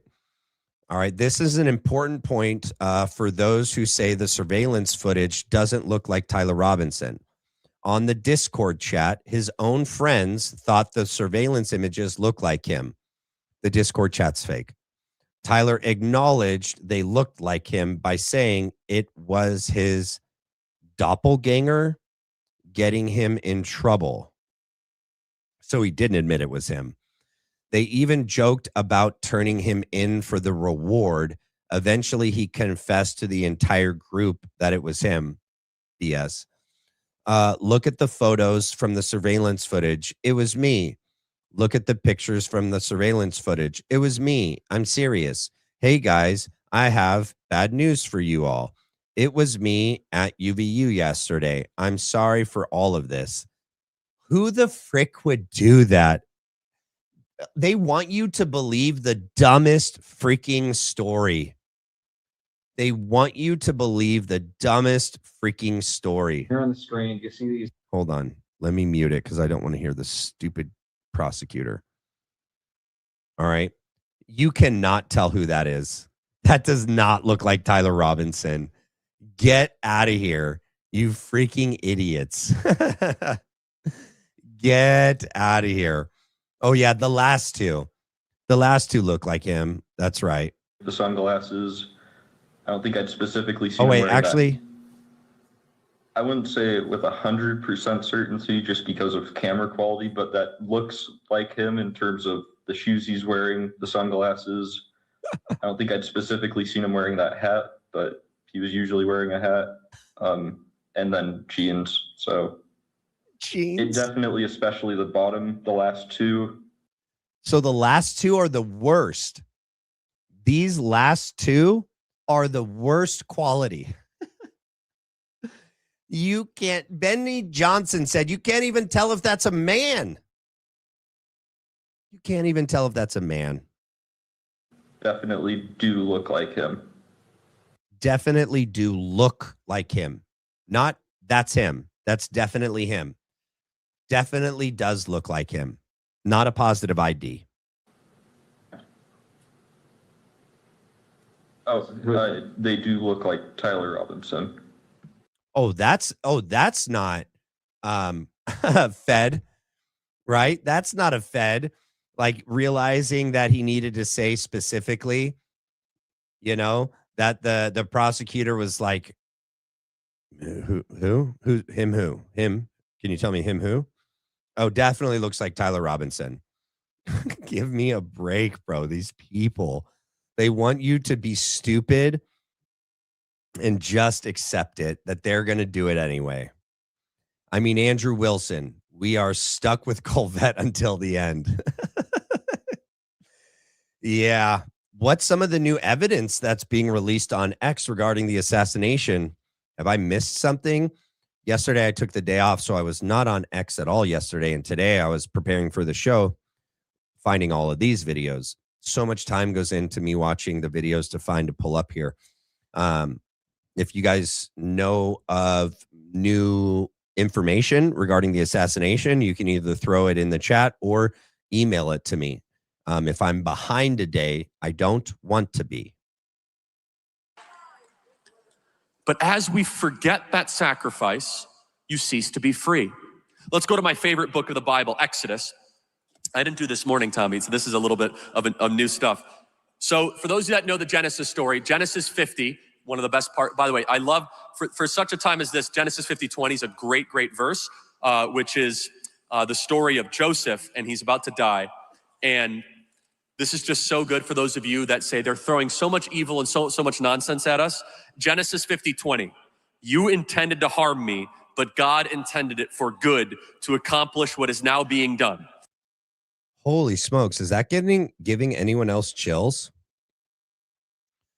That gave me chills about Charlie.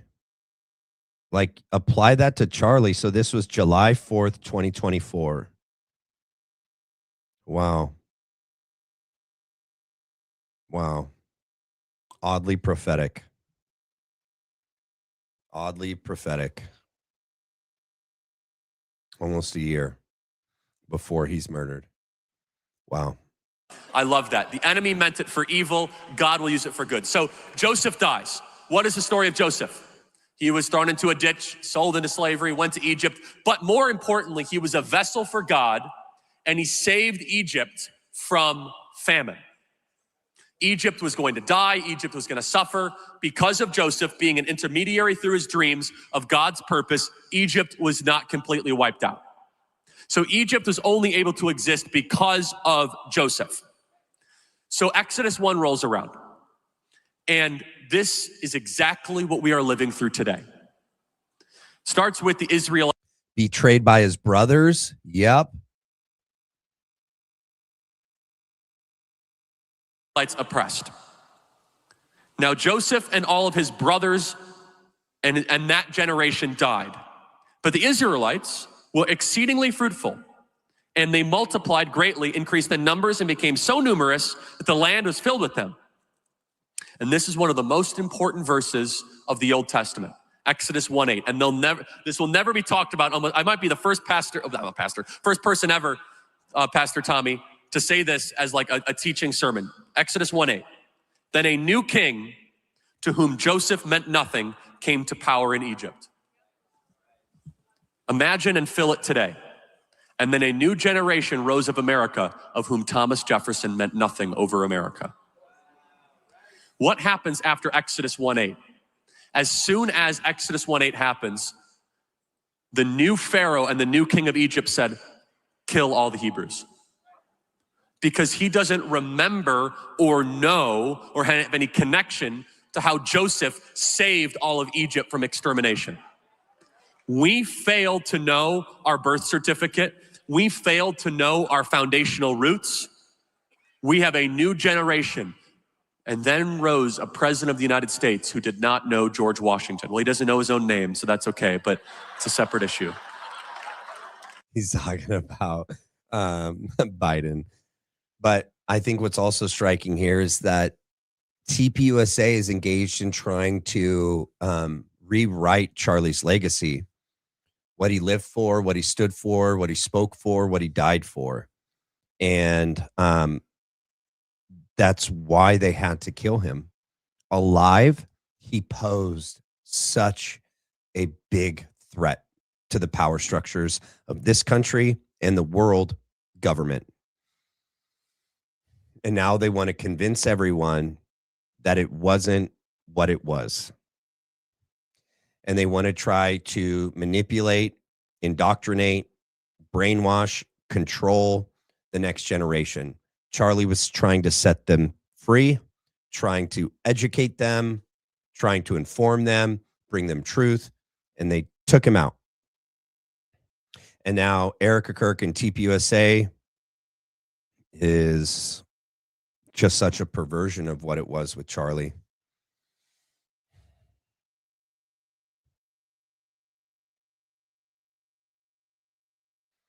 But we're evil. Yeah, we're the demonic ones. Yeah. We're the liars. We're the slanderers, blasphemers, accusers. We're led by Satan. They're led by God. Okay. Okay, you will know them by their fruit. The thing is, we know scripture here. We know scripture here. Okay? You're not going to be able to do that to us.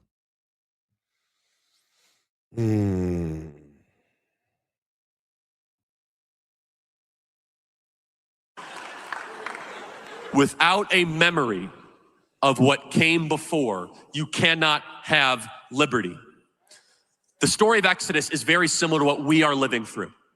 Remember, Pharaoh was one of the most brutal, evil, and nasty individuals in the entire scriptures. When you reread Exodus, I want you to replace Pharaoh with Hitler, and then all of a sudden it starts to make more sense. That's how evil this individual was. Throw the firstborn into the Nile. He would work the Hebrews into exhaustion, slavery. God then delivers all of these miracles and delivers his chosen people into the desert where they're finally able to live in some form of self-government. Moses goes up on Sinai and gets the moral decalogue, and it starts with, I am the Lord your God who delivered you out of the house of bondage of Egypt. Why does it start like that? Before the 10 Commandments even begins, God is reminding his chosen people, Moses did not deliver you. Aaron did not deliver you. I, the Lord your God, delivered you out of Egypt. Sometimes it's really hard to watch him. It's so sad to realize he's gone. It just sometimes doesn't feel real.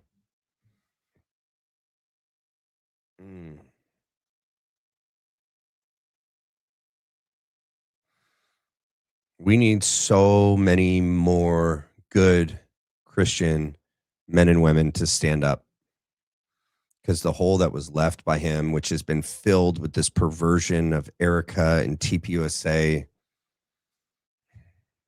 is,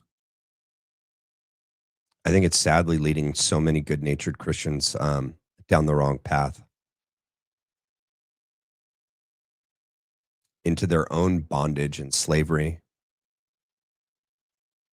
The bondage and slavery that Charlie was like working to free them from. They take him out and they go, no, come back in here.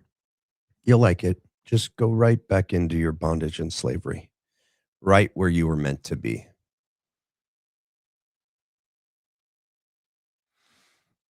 All right, ladies and gentlemen, if you haven't done so already, please hit the like and subscribe. Please write a comment, throw an emoji in, hype the video for free. It is how to support this channel for free, and I really appreciate it. All right, I think I got through all the super chats, nothing outstanding. Let me make sure. Let me go to the bottom. Yeah, I'm all caught up. Hopefully anyone trying to write a super chat right now. I don't want to end and miss one. Are we good? Love you guys too. Love all of you. God bless all of you. Thank you for everything that you do. And I'll see you guys back here tomorrow. All right. God bless. Have a good night. Sleep tight.